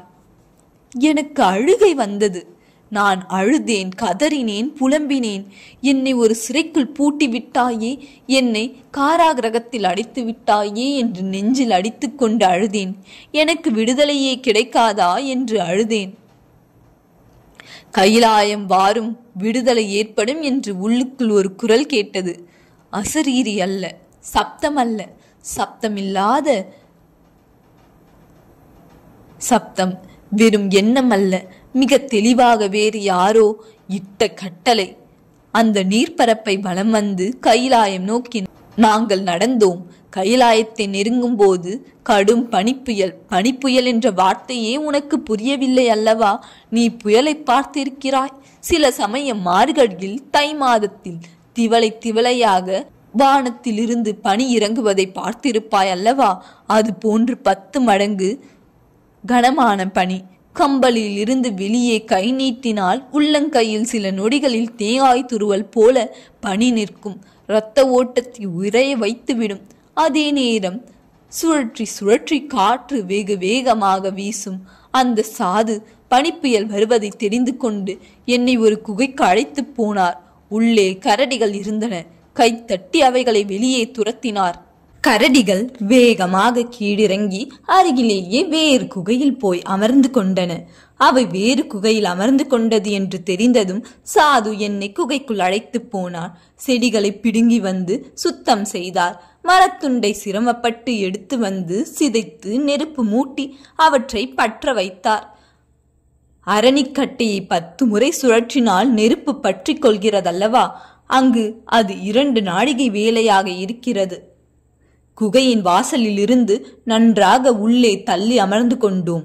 பனி காற்று உள்ளே வந்து தீயை அணைக்காமல் இருக்க அங்குள்ள கற்களால் சுவர் கட்டினோம். குகையின் வாசலில் அரைவட்டமாக பாறைகளில் தடுப்பு சுவர் கட்டப்பட்டது. கடைசி கல் வைத்ததும் ஹூ என்று ஒரு ஊளை சத்தம். நான் திடுக்கிட்டு வெளியே எட்டி பார்த்தேன். வேண்டாம், காற்று உள்ளே வரப்போகிறது, வந்து விடுங்கள் என்று சொன்னார். ஆஹா, ஊழி தாண்டலம் என்பதை நான் பார்த்தேன். சடசடவென்று சத்தம், தடேர் தடேர் என்று ஒரு பேரொளி. என்ன என்று கேட்டேன். காற்று கற்களை புரட்டி போடுகிறது என்று சொன்னார். அந்த நேரம் வெளியே இருந்தால் வெகு நிச்சயமாய் கல் தாக்குதலில் அடிபட்டு மரணம் அடைந்திருப்போம். இறைவனின் நடனத்தை, பிரளய காலத்து ஆட்டத்தை ஒரு நாள் முழுவதும் ரசித்து பார்த்தேன். சுழற்காற்று சுழன்று சுழன்று பெரும் கோபுரமாக எழுந்து நிற்கிறது. எல்லாவற்றையும் சுழற்றி அடித்து வீசி சிதறடித்து மெல்ல அடங்கி மறுநாள் இந்த இடத்திலா பனிக்காற்று வீசியது என்று சொல்லும்படியாய் ஒரு அமைதி. காற்று சிலுசிலுப்பாய் போய்க் கொண்டிருந்தது. வீசிய பனி வெயில் பட்டு உருகி மலையின் எல்லா பக்கங்களிலும் வெள்ளியாய் நீர் உருகி ஓடி ஒன்றாகி சங்கமித்து ஒரு பெரிய ஆறாகி எகிரி குதித்து ஓடுகிறது. ஒரு நாள் முழுக்க நடந்தோம். நிமிர்ந்து பாருங்கள் என்று ஒரு சாது சொன்னார். கீழே தரையை பார்த்து கொண்டே வந்த நான் சடக்கென்று நிமிர்ந்து பார்த்தேன். ஒரு பக்கம் பழுப்பு மலை, இன்னொரு பக்கம் கருப்பு மலை, நடுவே வெள்ளை விளேர் என்று சிவலிங்கம் சொரூபமாய் கைலாயம். இன்னும் அந்த காட்சி நெஞ்சில் நிற்கிறது. நெஞ்சில் உறைந்து போய் கிடக்கிறது. கண்களை சிமிட்ட முடியவில்லை, எடுக்கவே முடியவில்லை. 2 கையை விரித்து அப்பா அப்பா என்று கூறினேன். அருகே போக வேண்டுமென்று வேகமாக நடந்தேன். சாதுவும் பின்தொடர்ந்தார். எது அருகே, எது தூரம் போய்கொண்டே இருக்க வேண்டியதுதான். அது அருகே வரவே போவதில்லை என்ற அளவுக்கு கால்கள் கனத்தன. எவ்வளவு தூரம் போவீர்கள்? அவ்வளவுதான். அதற்கு அருகில் போக முடியாது. இங்கிருந்தே தரிசனம் செய்யுங்கள். இங்கே இரவு தங்கலாம் என்று ஒரு வெட்ட வெளியில் என்னை உட்கார வைத்தார். கம்பளியை போர்த்திக் கொண்டு மலையையே பார்த்து கொண்டு ருத்ரம் சொன்னேன்.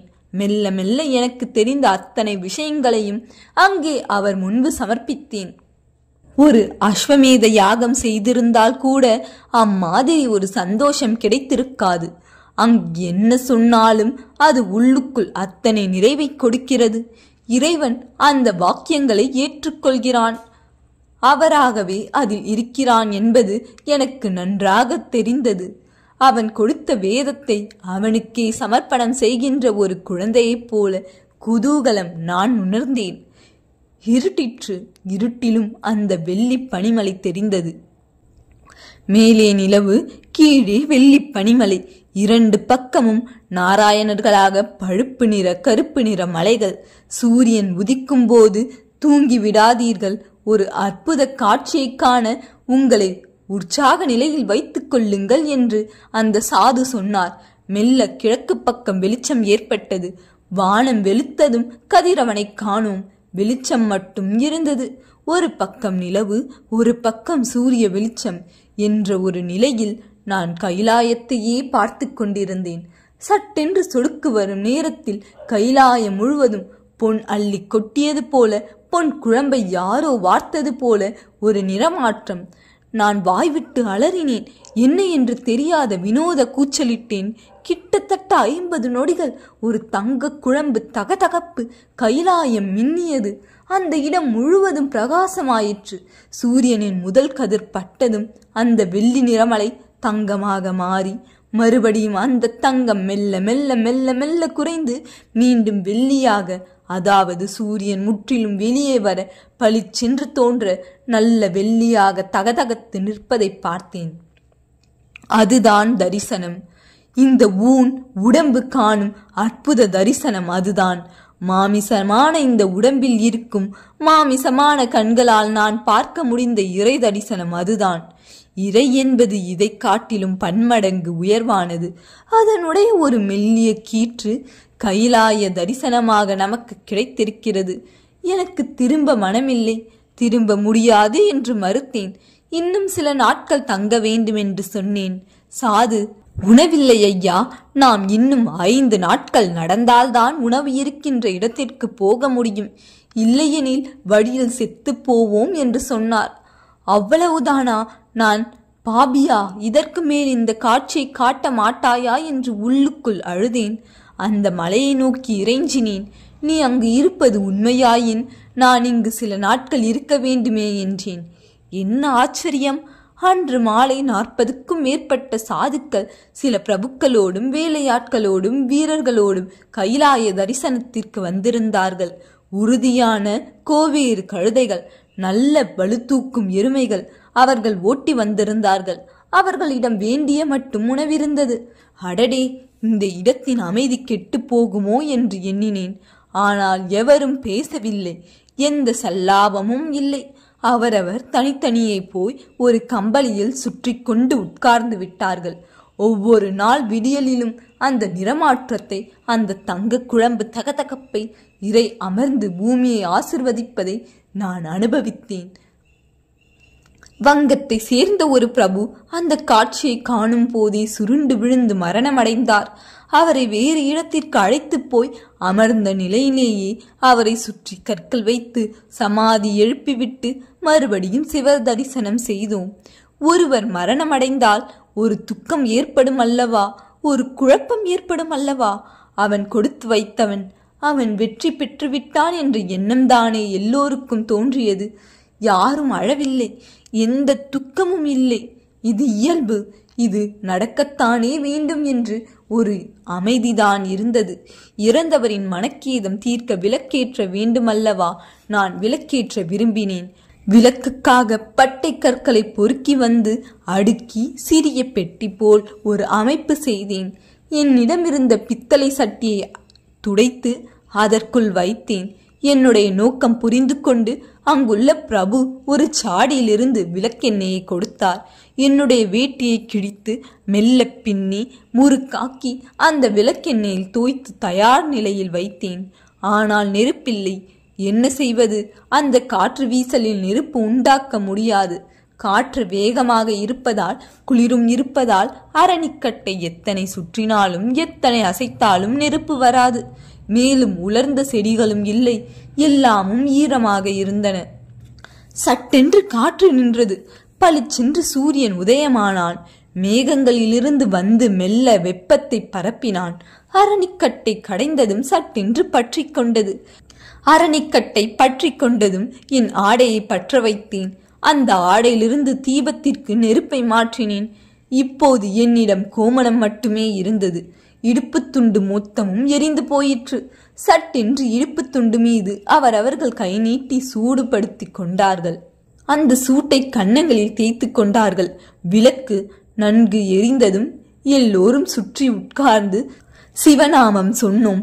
வேதம் சொல்வதை விட ருத்ரம் சொல்வதை விட அப்படி எளிமையாய் பாமரனாய் அமர்ந்து வெறுமே சிவநாமம் சொல்லிக் கொண்டிருப்பது மிகுந்த சந்தோஷத்தை கொடுத்தது.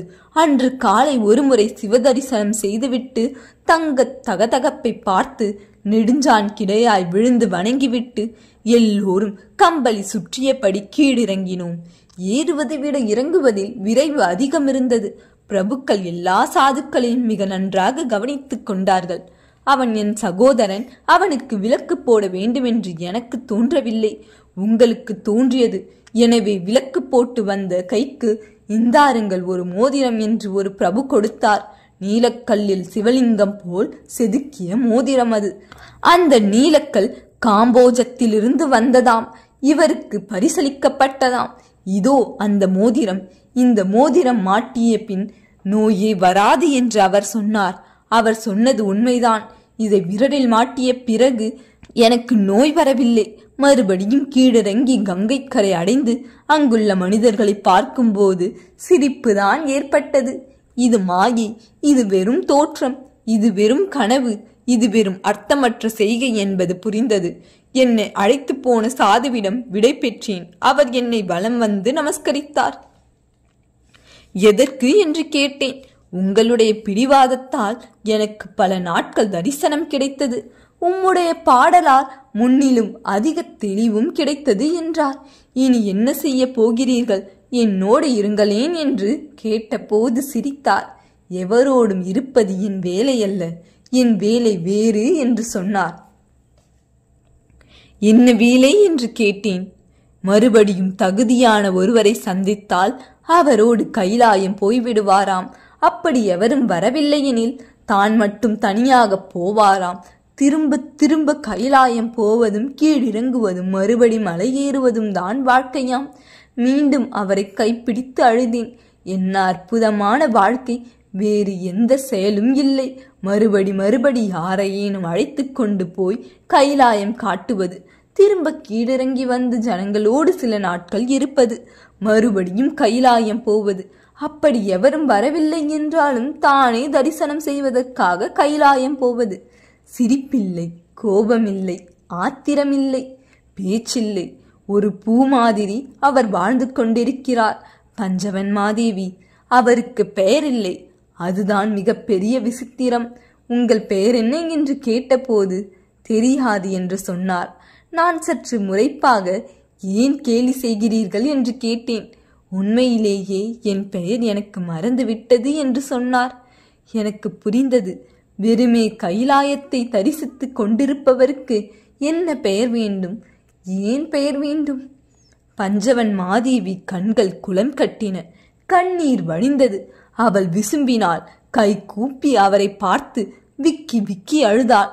ஈசான சிவபண்டிதனும் கண் கலங்கினார். ஈசனுடைய திருவிளையாட்டை பார். நான் இந்த விஷயத்தை ராஜராஜனிடம் சொல்ல வேண்டும் என்று வந்தேன். ஆனால் ராஜராஜனை விட தகுதியான ஒரு நபரிடம் நான் என் அனுபவத்தை சொல்லிவிட்டேன். இந்த அனுபவம் சொல்கின்ற நேரத்தை பார்த்தாயா? இதை பகல் பொழுதில் சொல்ல முடியுமா? சொல்லியிருந்தால் கவனித்திருப்பாயா? இதை அரண்மனை பேசியிருக்க முடியுமா? பேசியிருந்தால் செவிமடுத்திருப்பாயா? இல்லை. இந்த விஷயம் சொல்ல இந்த நேரமும் இந்த இடமும் தான் சரி. இதை இறைவன் ஏற்படுத்தி கொடுத்திருக்கிறான். பஞ்சவன் மாதேவி, நீ மிகுந்த புண்ணியம் செய்தவளடி. நீ வாழ்வாங்கு வாழ்வாய். சரித்திரத்தில் அசையாத இடம் பெறுவாய் தாயே. என் தாயே பராசக்தி, இந்த சோழ சாம்ராஜ்யத்தை ராஜராஜன் ஆட்சி செய்து கொண்டிருந்தாலும் அந்த ராஜராஜனை நீ ஆட்சி செய்து கொண்டிருக்கிறாய் என்று எனக்கு தெரியும். உன்னை இங்கு சந்திப்பேன் என்றோ இப்படி சொல்வேன் என்றோ நான் நினைக்கவே இல்லை. மடை திறந்த வெள்ளம் போல என் அனுபவங்களை உன் முன்னே கொட்டிவிட்டேன். இது இறைவன் கட்டளை.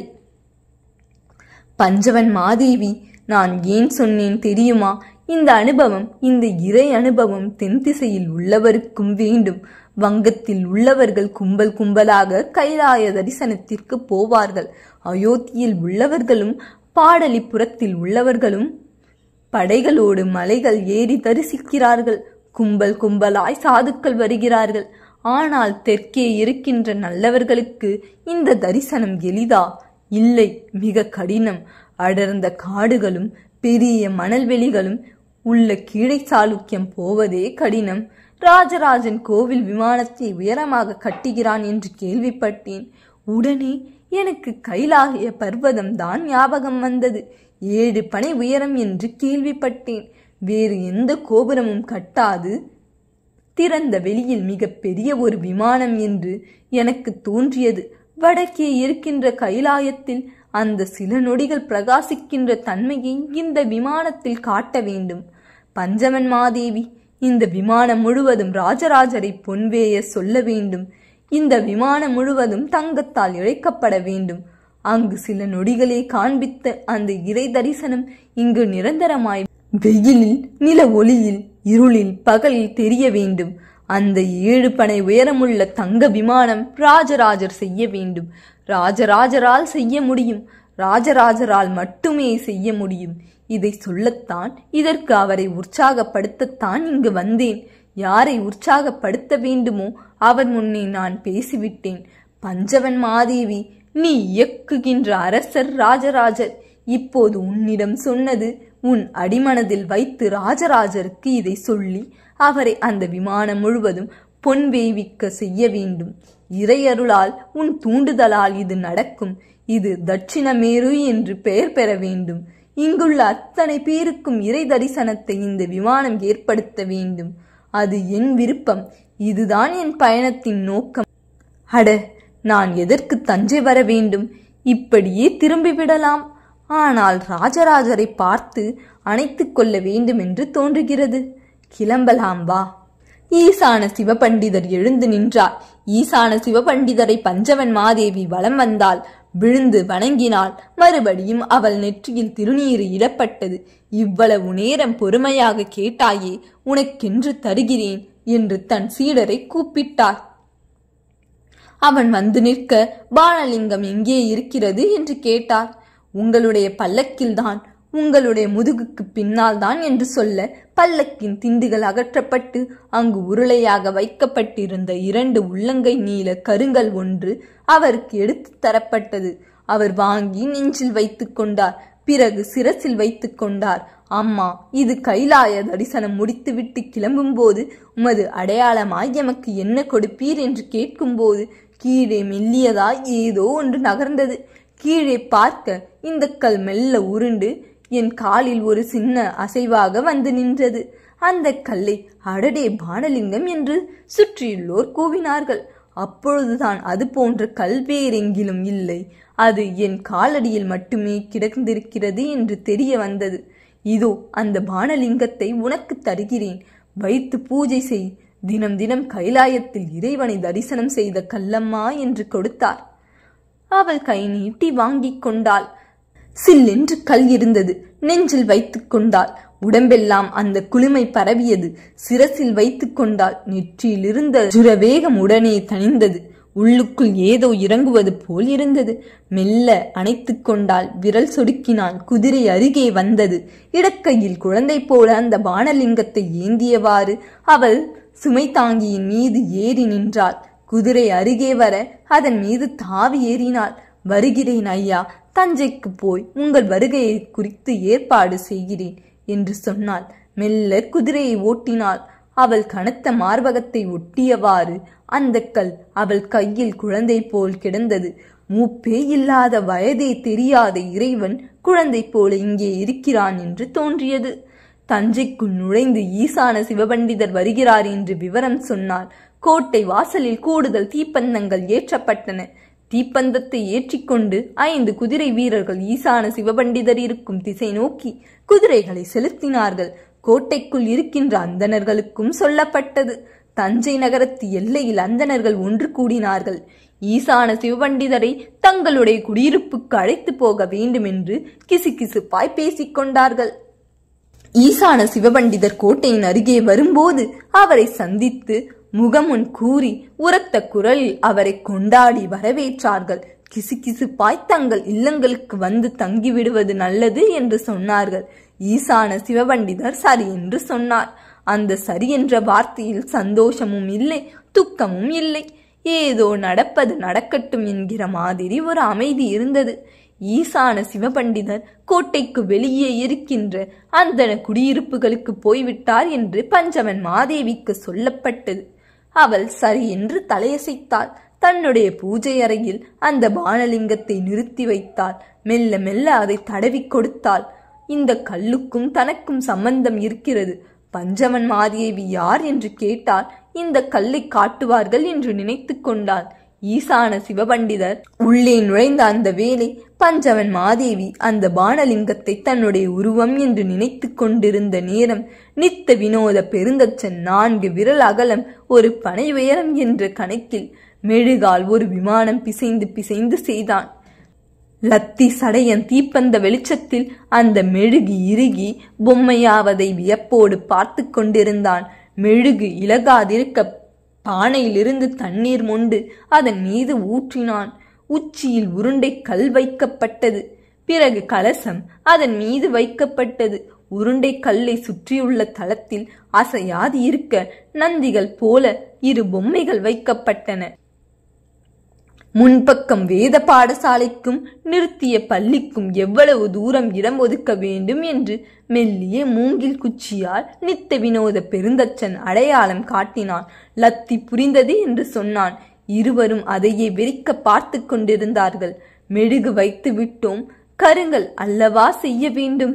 சாரம் கட்டியா இந்த உருளைக்கல்லை ஏற்ற முடியும்? மண்மேடு கட்டி உருட்டி ஏற்றினால் கல் போய்விடலாம். தவறினால் பல பேர் அல்லவா மரணம் அடைவார்கள். தவறாது என்று பெருந்தச்சர் சொல்லுகிறார். மண் மீது சவுக்கு கட்டைகளை குறுக்கே போட்டு அதன் சவுக்கு கட்டைகளின் மீது எண்ணெய் தடவி இந்த பாறை கற்களை உருட்டி கொண்டு போய்விடலாம் என்கிறார். ஒருவேளை ஏதேனும் சவுக்கு கட்டை நசுங்கினால் அந்த கட்டையை நீக்கிவிட்டு வேறு கட்டை வைத்து விடலாம் என்கிறார். கட்டை அடிக்க மரத்தச்சர்கள் வைக்க வேண்டும் என்கிறார். நெருக்கமாக கட்டைகளை வைத்துவிட்டால் ஒரு பொழுதும் எதுவும் சரியாது. ஆப்பு கொடுத்து சரியும் பாறையை நிறுத்திவிடலாம் என்கிறார். ஒரு அளவு வரை இருக்க முடியும். செங்குத்தாகிவிட்டால் மிகுந்த வலுவாகிவிடும். யானை தள்ளுமா? யானை சரிந்து பின்னால் விழுந்தால் என்ன கதியாவது? மாடு ஏறுமா? பயப்படும். ஆக மனிதர்களால் மட்டுமே முட்டு கொடுத்து எப்படி முடியும்? எனக்கு நீண்ட பான தகட்டி அதில் பாறையை ஏற்றுகின்ற வித்தை சரியாக வரும் என்று தோன்றவில்லை. எனவே நான் வேறு விதமாக சிந்திக்கிறேன். 4-5 நாட்களாக ஓடிக்கொண்டிருந்த எண்ணத்தை இப்பொழுது செயல்படுத்துகிறேன். நான் செய்வது சரியா என்று விலகி நின்று பார். நடுவே எதுவும் பேசாதே என்று சொல்லி அருகிலுள்ள இளஞ்சிற்பிகளை களிமண் பிசைய சொன்னான். அவர்கள் களிமண் பிசையும் வரை விமானத்தையே பார்த்து குச்சிகளை உடைத்து பல்வேறு அளவுகள் எடுத்துக்கொண்டான். உமையால் குரல் கேட்டதும் அந்த பெண் திரும்பினாள். குளக்கரையின் மீது மீன்களுக்கு வெள்ளம் உதிர்த்து போட்டு கொண்டிருந்தவள் எழுந்து நின்றாள். மீன்கள் துள்ளி குதித்தன. குளத்தின் நிறமே மாறுவது போல் கருப்பாய் அடர்த்தியாய் அவள் நின்ற இடத்தை சூழ்ந்து கொண்டன. உதடுகளை வேகமாக அசைத்து இன்னும் என்பது போல தவித்தன. வாழை சரிகில் வைத்திருந்த வெள்ளம் மொத்தமும் கசக்கி பொடி செய்து அவள் சற்று தொலைவிலேயே வெள்ளத்தை வீசி எறிந்தாள். நெருங்கிய வட்டம் வினாடி நேரத்தில் சட்டென்று விலகியது. வெள்ளம் விழுந்த இடத்தை நோக்கி மீன்கள் பாய்ந்தன. அவள் குனிந்து குளக்கரையில் கை கழுவி கொண்டாள். அவளை நோக்கியும் 2 மீன்கள் வந்து மெல்ல அவள் விரல்களை தொட்டன. அவள் உதறி எழுந்தாள். ஏய், என்ன கடிக்கிறாய் என்று மீன்களோடு சண்டையிட்டாள். எழுந்து நின்றாள். மெல்ல படியேறி நிதானமாக குளக்கரையின் மேற்பகுதிக்கு வந்து நின்றாள். அங்கு அம்மாவும் சித்தியும் பேசிக்கொண்டிருந்தார்கள். அவள் வந்த மாட்டு வண்டி அங்கு சாய்த்து வைக்கப்பட்டு எருதை புல்வெளியில் மேயவிட்டிருந்தார்கள். அதே போல வேறு சில வண்டிகள் தரையிறக்கப்பட்டு மாடுகளுக்கு நீர் காட்டப்பட்டது. நேற்று முன்தினம் திருவாரூரிலிருந்து கிளம்பி இன்னும் தஞ்சை வரவில்லை. அங்கங்கே பல ஸ்தலங்களை தரிசித்துக் கொண்டு பல ஊர் மக்களை பார்த்து கொண்டு வெகு நிதானமாக அவர்கள் தஞ்சையை நோக்கி பயணப்பட்டார்கள். நன்கு பெரிய குளக்கரை தென்பட்டால் இறங்கி இளைப்பாறினார்கள். மாட்டு வண்டி ஆடி ஆடி முதுகெல்லாம் வலித்தது. இந்த ஆட்டத்தினாலேயே இடையராது ஒரு தூக்கம் சோர்வு இருந்தது. எத்தனை முறை முகம் கழுவினாலும் எவ்வளவு ஆழ்ந்து சுவாசித்தாலும் அந்த சோர்வு போகவில்லை. உமையாள் ஒரு தேவரடியார். திருவாரூர் தியாகராஜ பெருமானுக்கு வாழ்க்கைப்பட்டவள். அவருக்கு பணி செய்யவே பொட்டு கட்டி கொண்டவள். ஒரு குங்கும பொட்டு அளவுக்கு தங்க குமிழி ஒன்றை குழல் குண்டோடு சேர்த்து மஞ்சள் கயிற்றில் கோர்த்து கழுத்தில் கட்டி கொண்டு விட்டால் அவள் பதியாவார். இறைவனுக்கே பணி செய்கின்ற தேவரடியார் இறைவன் அனுமதியின்றி வேறு எங்கும் போகக்கூடாது என்ற நியதியுடையவள். ஆனால் இறைவனா வேண்டும், அந்த கிராமத்து சபை நீ வெளியூருக்கு போகலாம், போகக்கூடாது என்று சொல்லும். எங்கு நடனமாடலாம், நடனமாடக்கூடாது என்றும் கட்டளை போடும். சில பதிலாரை சில கோவில் மூலப்பருடக்கு சபை சிறைப்பிடித்தது போல வைத்திருக்கும். அந்த மூலப்பருட சபைதான் ஒரு ஊரில் மிக்க பலம் வாய்ந்த சபை. அதில் இருக்கும் அங்கத்தினர்கள் பல்வேறு உரிமைகள் பெற்றவர்கள். கிட்டத்தட்ட ஒரு அரசரை போல அந்த ஊரை ஆட்சி செய்பவர்கள். கோவிலை மையமாக கொண்டு, கோவிலை இடமாக கொண்டு அந்த மூலப்பருட சபை வாரத்திற்கு ஒரு முறை கூடும். கோவில் நிர்வாகம் பற்றியும் ஊர் நிர்வாகம் பற்றியும் பேசும். சிறு சிறு வழக்குகளை விசாரித்து தீர்ப்பளிக்கும். ஊரின் பாதுகாப்பு குறித்து கவலைப்படும். அறுவடை குறித்து விசாரிக்கும். ஊருக்கு பொதுவான மரம் வெட்டப்பட்டால் அந்த மரத்தை ஏலம் போட்டு காசு வசூலிக்கும். கோயில் நிலங்களை பாதுகாக்கும். கோவிலுக்கு புதிய நகைகள் செய்யும். பழைய நகைகளை சரி செய்யும். 7-8 பேர் கூடிய அந்த சபை அரசருக்கு மட்டுமே கட்டுப்பட்டது. ஊர் அந்த சபைக்கு கட்டுப்பட வேண்டும். திருவாரூர் மூலப்பருட சபை உமையாளை ஊரை விட்டு அவர்கள் அனுமதியின்றி போகவே கூடாது என்று அவள் பொட்டு கட்டியதும் முதல் கட்டளையிட்டது. உமையாளின் அம்மா சுந்தரி சரி என்று தலையசைத்தாள். சரி என்பதை கூட உமையாள் சொல்லக்கூடாது. சொன்னால் என்னடி மதர்ப்பு என்று திட்டுவார்கள். உமையாள் நாணிய படியும் வெட்கப்பட்ட படியும் அச்சப்பட்ட படியும் இருக்க வேண்டும். அப்போதுதான் ஐயோ பாவம், அவளுக்கு என்ன தெரியும் என்று ஆதரவாக பேசுவார்கள். அவள் அம்மாவும் மிரண்டது போலவே 4 புறமும் பார்த்து என்ன என்ன என்று கேட்டுக்கொள்ள வேண்டும். திருவாரூர் மூலப்பருட சபையில் அந்தணர்கள் அதிகம் இருந்தார்கள். 5 அந்தணர்கள் தவிர ஒரு நிலக்கிழாரும் ஒரு மறவரும் ஒரு வணிகரும் அங்கம் வகித்தார்கள். அந்த அந்தணர்கள் தங்களுக்குள் ரகசியம் பேச வேண்டியிருப்பின் அடிக்குரலில் சமஸ்கிருதத்தில் பேசினார்கள். அவர்கள் பேசுகின்ற வேகமான சமஸ்கிருதம் வேறு எவருக்கும் புரியாததால் வெறுமே விழித்துக் கொண்டிருப்பார்கள்.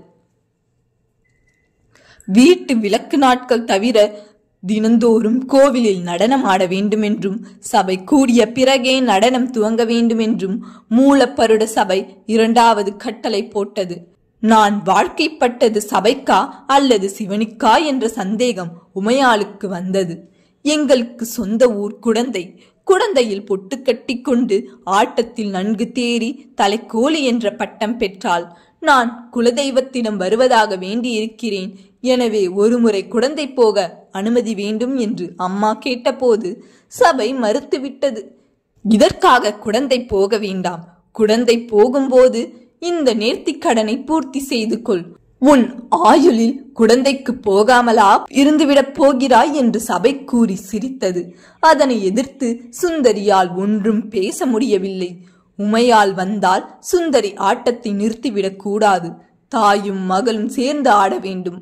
மகள் இல்லாத நேரத்தில் தாய் ஆட வேண்டும் என்று கட்டளைகள் பிறப்பிக்கப்பட்டன. கோவிலை சுத்தம் செய்து மெழுகி கோலமிட்டு பூக்கள் தொடுக்க வேண்டிய பணிகள் இருந்தாலும் சுந்தரியும் உமையாலும் இவைகளை செய்ய வேண்டாம், மற்ற தேவரடியார்கள் செய்ய வேண்டும் என்றும் கட்டளையிட்டது. விசேஷ நாட்களில் கூடுதலாக நடனம் ஆட வேண்டும் என்றும் கோவிலுக்குள் கூட்டம் கூடும் வண்ணம் சிருங்காரமாய் அலங்கரித்துக் கொள்ள வேண்டும் என்றும் அடிக்குரலில் போதித்தார்கள். கோவிலுக்கு வருமானம் வர வேண்டுமே என்றார்கள். சதுரமான நடன கூடத்தில் வெளியூர் மக்களுக்கென்று ஒரு இடம் ஒதுக்கினார்கள். அந்த இடத்தில் எப்போதும் மக்கள் கூட்டம் இருந்தது.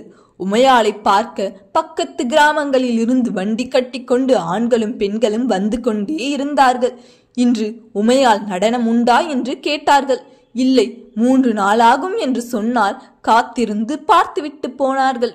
உமையால் சித்திக்கு அருகே போய் அமர்ந்து அவள் தோளில் தலை சாய்த்து கொண்டாள்.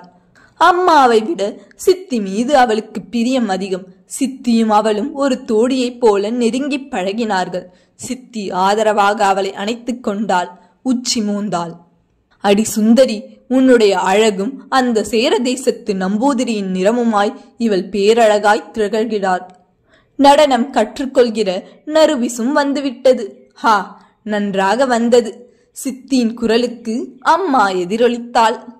முழங்காலில் சுல் சுல்லென்று போட்டு சொல்லிக் கொடுத்தேன். இல்லையென்றால் வந்திருக்குமா? அம்மா அடித்து நிமிர்த்துகிறாளே என்று என் மீது பெரிய கோபம். ஆனால் அந்த அடியல்லவா இவளை ஆட வைத்து, அந்த ஆட்டமல்லவா இப்பொழுது பேரும் புகழும் கொடுக்க வைத்தது. தலைவாரி பூ வேலை செய்து கொள்ளவும் கை கால்கள் பிடித்து விடவும் ஆள் வேண்டும் என்று சொல்லி அதற்கு தனியாக கோவிலில் இருந்து காசு வாங்கிய முதல் தேவரடியார் இவளாகத்தான் இருக்கும். இவள் அழகில் சொக்கி போயிருக்கிறார்கள். எல்லா வயது ஆண்களும் இவளை கண்டால் பித்து பிடித்தது போல் ஆகிவிடுகிறார்கள். ஆண்கள் மட்டும்தானா? பெண்களுக்கும் இவள் அழகு வியப்புதான். ஏன், எனக்கே கூட வியப்புதான். ஏதோ ஒரு தேவதை வழி தவறி பூமிக்கு வந்துவிட்டது. வழி தவறி இங்கே வளர்ந்து கொண்டிருக்கிறது என்றுதான் நினைக்கிறேன் தவிர இவளை சாதாரணமானவளாக நான் நினைக்கவில்லை. நெஞ்சு விம்மி, இடுப்பு குழைய, பிருஷ்டம் அசைய அவள் அடியெடுத்து நகரும் பொழுது, சுற்றும் முற்றும் பார்த்து சிரிக்கும் போது உலகமே சொக்கி போகிறது. அதெல்லாம் சரிதான். சித்தி சோம்பல் முறித்தாள். இவள் எத்தனை நாள் ஆடுவாள்? ஆட்டத்திற்கு பிறகு என்ன ஆவாள் என்ற கவலை எனக்கு இருக்கிறது. இப்போது 16 வயதுதானே. இன்னும் 16 வருடங்கள் ஆடலாம். கவலையே இல்லை. 16 வயதிலேயே தலைக்கோலி என்ற பட்டம் வாங்கிவிட்டாள். தெளிவாகவும் குழைவாகவும் ஆட அவளுக்கு நன்கு தெரிந்துவிட்டது. அபிநயங்கள் சிறப்பாக இருக்கின்றன. கண்களில் பாவங்கள் மாறி மாறி விளையாடுகின்றன. இவள் உதடு கழித்தால் உயிரே பறித்து கொண்டு போவது போல் இளைஞர்கள் துடித்து போகிறார்கள். இவள் வாய்விட்டு சிரித்தால் சுற்றியுள்ள அத்தனை ஜீவராசிகளும் சிரிக்கின்றன. இவள் பெண்ணா, இல்லை சபிக்கப்பட்டு பூமிக்கு வந்த தேவதையா என்று திகைத்து போய் பல சமயம் உட்கார்ந்திருக்கிறேன். சித்தியும் அம்மாவும் மாறி மாறி பேசினார்கள். அவள் கேட்டுக்கொண்டு வெறுமே உட்கார்ந்திருந்தாள். இம்மாதிரி பல புகழ்ச்சிகளை அவள் முகத்திற்கு நேரே கேட்டிருக்கிறாள். ஹா என்று வாலிபர்கள் வியப்பதை பார்த்திருக்கிறாள். என்ன விலை என்று எடுத்த உடனேயே பிரபுக்கள் அம்மாவிடம் பேசுவதையும் கவனித்திருக்கிறாள். ஆனால் திருவாரூர் மூலப்பருட சபை அவளுக்கு மிக பாதுகாப்பாக இருந்தது. எந்த ஊரிலிருந்து எந்த பிரபு வந்து அவளை விசாரித்தாலும், ஏன் எதற்கு விசாரிக்கிறீர்கள் என்று மிரட்டியது. அவளை எவர் தொந்தரவு செய்தாலும் இவள் மூலப்பருட சபை நிறுத்தி விசாரிக்கும் என்று மிரட்டியது. அவளை சுற்றி நின்று கவசம் போல் காத்தது. ஆனால் அந்த கவசமே மூச்சு திணறவும் வைத்தது. இந்த கூத்து எல்லாவற்றிற்கும் முடிவு கட்டியது போல தஞ்சை அரண்மனையிலிருந்து ஓலை வந்தது. உடனடியாய் திருவாரூரில் இருக்கின்ற மிக சிறந்த தலைக்கோழியான உமையால் தஞ்சாவூர் கோயிலை சேர்ந்த தளிச்சேரிக்கு அனுப்பி வைக்கப்பட வேண்டும் என்றும், அங்கே கோயில் பணியில் தன்னை அவள் ஈடுபடுத்திக் கொள்ள வேண்டும் என்றும் அந்த ஓலையில் சொல்லப்பட்டிருந்தது. திருவாரூரிலுள்ள எல்லா விதமான பொறுப்புகளிலிருந்தும் அவள் விடுவிக்கப்பட்டு அனுப்பி வைக்கப்பட வேண்டும் என்று மூலப்பருட சபைக்கு அறிவுறுத்தப்பட்டிருந்தது. நாங்கள் திருவாரூர் தியாகேசருக்கு வாழ்க்கைப்பட்டவர்கள். எல்லை தாண்டலாமா? அம்மா கேட்டாள். சக்கரவர்த்தியினுடைய ஓலை வந்திருக்கிறது. இதென்ன கேள்வி? இந்த புவனம் முழுவதும் அவர் சொந்தம். அவர் எங்கே வர சொல்கிறாரோ அந்த இடத்திற்கு போக வேண்டியது உங்கள் கடமை. அரசர் முக்கியமா, ஆண்டவன் முக்கியமா? மறுபடியும் வேண்டுமென்றே சுந்தரி கேட்டாள். அரசர் விஷ்ணு அம்சம், அரசர்தான் ஆண்டவன் என்று மூலப்பருட சபை தெளிவாக கூறியது. அப்பொழுது மூலப்பருட சபை எதற்கு? சும்மா விளையாட்டிற்கு என்று பின்வாங்கியது. நல்ல நாள் பார்த்து ஒரு வண்டியில் வீட்டு சாமானும், இன்னொரு வண்டியில் குடும்பத்தின் பெண் அங்கத்தினர்களும், இன்னொரு வண்டியில் வேலைக்காரர்களும், இன்னொரு வண்டியில் குடும்பத்தின் அங்கத்தினர்களும் பயணப்பட்டார்கள். வழியில் 2-3 கோயில்களில் அவள் நாட்டியமாடினாள். ஊர் அவளுக்கு காசு கொடுத்தது. திருவாரூரில் கொஞ்சி கொஞ்சி பேசியவர்கள், வீடு சுற்றி வந்தவர்கள் எல்லோரும் சக்கரவர்த்தியின் ஓலை வந்திருக்கிறது என்றதும் காணாமல் போனார்கள். ஏதேனும் வம்பு வந்துவிடுமோ என்று விலகி போனார்கள். திருவாரூரை விட்டு கிளம்பியதும் அவள் மெல்லிய பயத்தை உணர்ந்தார். திருவாரூரில் கிடைத்த பாதுகாப்பு எல்லா ஊரிலும் கிடைக்குமா, அல்லது எவரேனும் வழியில் மடக்கி மானபங்கம் செய்வார்களா என்று அம்மாவும் சித்தியும் கூட பயந்தார்கள். வழியில் மெல்ல விசாரித்தார்கள். அப்படி விசாரிக்கவும் ஒரு ஊர் பெரியவர் வாய்விட்டு சிரித்தார். உங்களை வழியில் எவரும் எதுவும் செய்ய மாட்டார்கள். சோழ தேசம் மிக பாதுகாப்பானது. எந்த பெண்ணிற்கும் எந்த இடத்திலும் எந்த விதமான ஆபத்தும் வரவே வராது. எது குறித்தும் நீங்கள் கவலைப்பட வேண்டாம். நீங்கள் கவலைப்பட வேண்டிய வேறொரு விஷயம் இருக்கிறது என்று பெரியவர் சொல்ல, என்ன என்று அம்மாவும் சித்தியும் விசாரித்தார்கள். உன் மகளை பேரழகி என்றுதானே நினைத்து கொண்டிருக்கிறாய்? திருவாரூர் முழுவதும் கலக்கியவள் என்றுதானே நினைத்து கொண்டிருக்கிறாய்? இவளை விட பேரழகிகள் தஞ்சாவூரில் வந்து குவிந்து விட்டார்கள். இவளை காட்டிலும் மிக சிறந்த தலைக்கோழிகள் அங்கு உட்கார இடமில்லாமல், நிற்க இடமில்லாமல், இருக்க இடமில்லாமல் தவித்துக் கொண்டிருக்கிறார்கள். எனவே ஆளையில்லா ஊருக்கு இலுப்பை பூ போல இருந்த நீ கற்கண்டு கட்டிகளுக்கு நடுவே உட்காரப் போகிறாய். உண்மையிலேயே நடனம் தெரிந்து திறமை காட்டினால் ஒழிய உனக்கு அங்கே எந்த மதிப்பும் இருக்காது. அரசரின் பார்வையோ, அமைச்சரின் பார்வையோ, சேனாதிபதிகளின் கடைக்கண்ணோ கிடைத்தால் சிக்கென பிடித்துக்கொள். திருவாரூரில் காட்டிய மெத்தனத்தை எல்லாம் தஞ்சையில் காட்டாதே. பணிவாக நடப்பது உங்களுக்கு இயல்பாக இருக்கட்டும். அதுவும் தவிர திருவாரூரை விட தஞ்சை பெண்கள் மிகுந்த கெட்டிக்காரர்கள். திருவையாறிலிருந்தும் குடந்தையிலிருந்தும் வந்துள்ள தாசிகள் எல்லா கலைகளிலும் கை தேர்ந்தவர்கள். அவர்களை பேசி ஜெயிக்க எவராலும் இயலாது.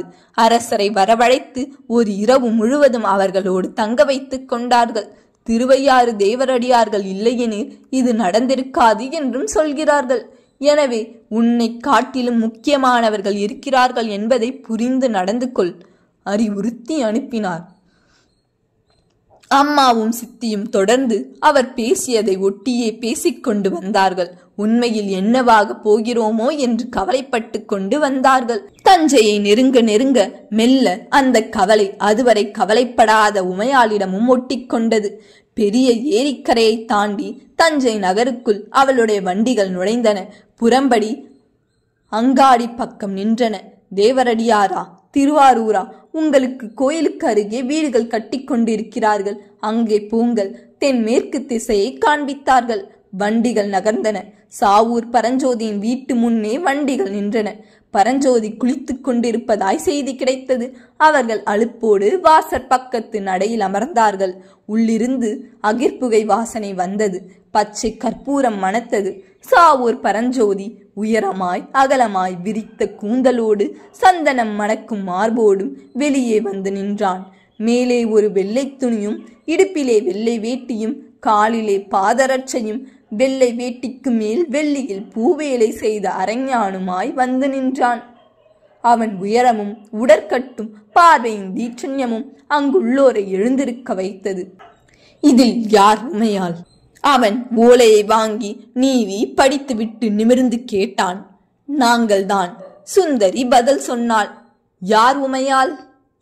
மறுபடியும் அதே கேள்வியை கேட்க உமையாள் அவன் முன்னே வந்து கை கூப்பினாள். என் பெயர் உமையாள், தலைக்கோழி, திருவாரூர் தியாகேசரருக்கு வாழ்க்கைப்பட்டவள். இருக்கட்டும், உன்னோடு வந்திருப்பவர் யார்? என் தாய், என் தாயினுடைய தங்கை, எனது நட்டுவனார், என்னுடைய குழுவில் மிருதங்கம் வாசிப்பவர், குழல் வாசிப்பவர் என்று பலரும் வந்திருக்கிறார்கள். என் வீட்டு வேலையாட்களும் வந்திருக்கிறார்கள். அத்தனை பேருக்கும் இங்கே இடம் இருக்கிறது என்று உனக்கு யார் சொன்னார்கள்? இதென்ன கேள்வி? இவளை மட்டும் தனியாக அனுப்ப முடியுமா? இங்கு வந்தவர்கள் அத்தனை பேரும் தனியாகத்தான் வந்திருக்கிறார்கள். 4 பார வண்டியில் 40 பேர் வந்து இறங்கி வீடு கொடு என்று கேட்டால் எப்படி முடியும்? இருப்பினும் உங்களை தனியே கவனித்து நல்ல வீடு ஒதுக்க சொல்லி பெருந்தச்சர் குஞ்சரமல்லர் உத்தரவிட்டுள்ளார். குஞ்சரமல்லரை எங்களுக்கு தெரியாதே. உங்களை பற்றி குஞ்சரமல்லருக்கு தெரியும். விசாரித்து அறிந்திருக்கிறார்.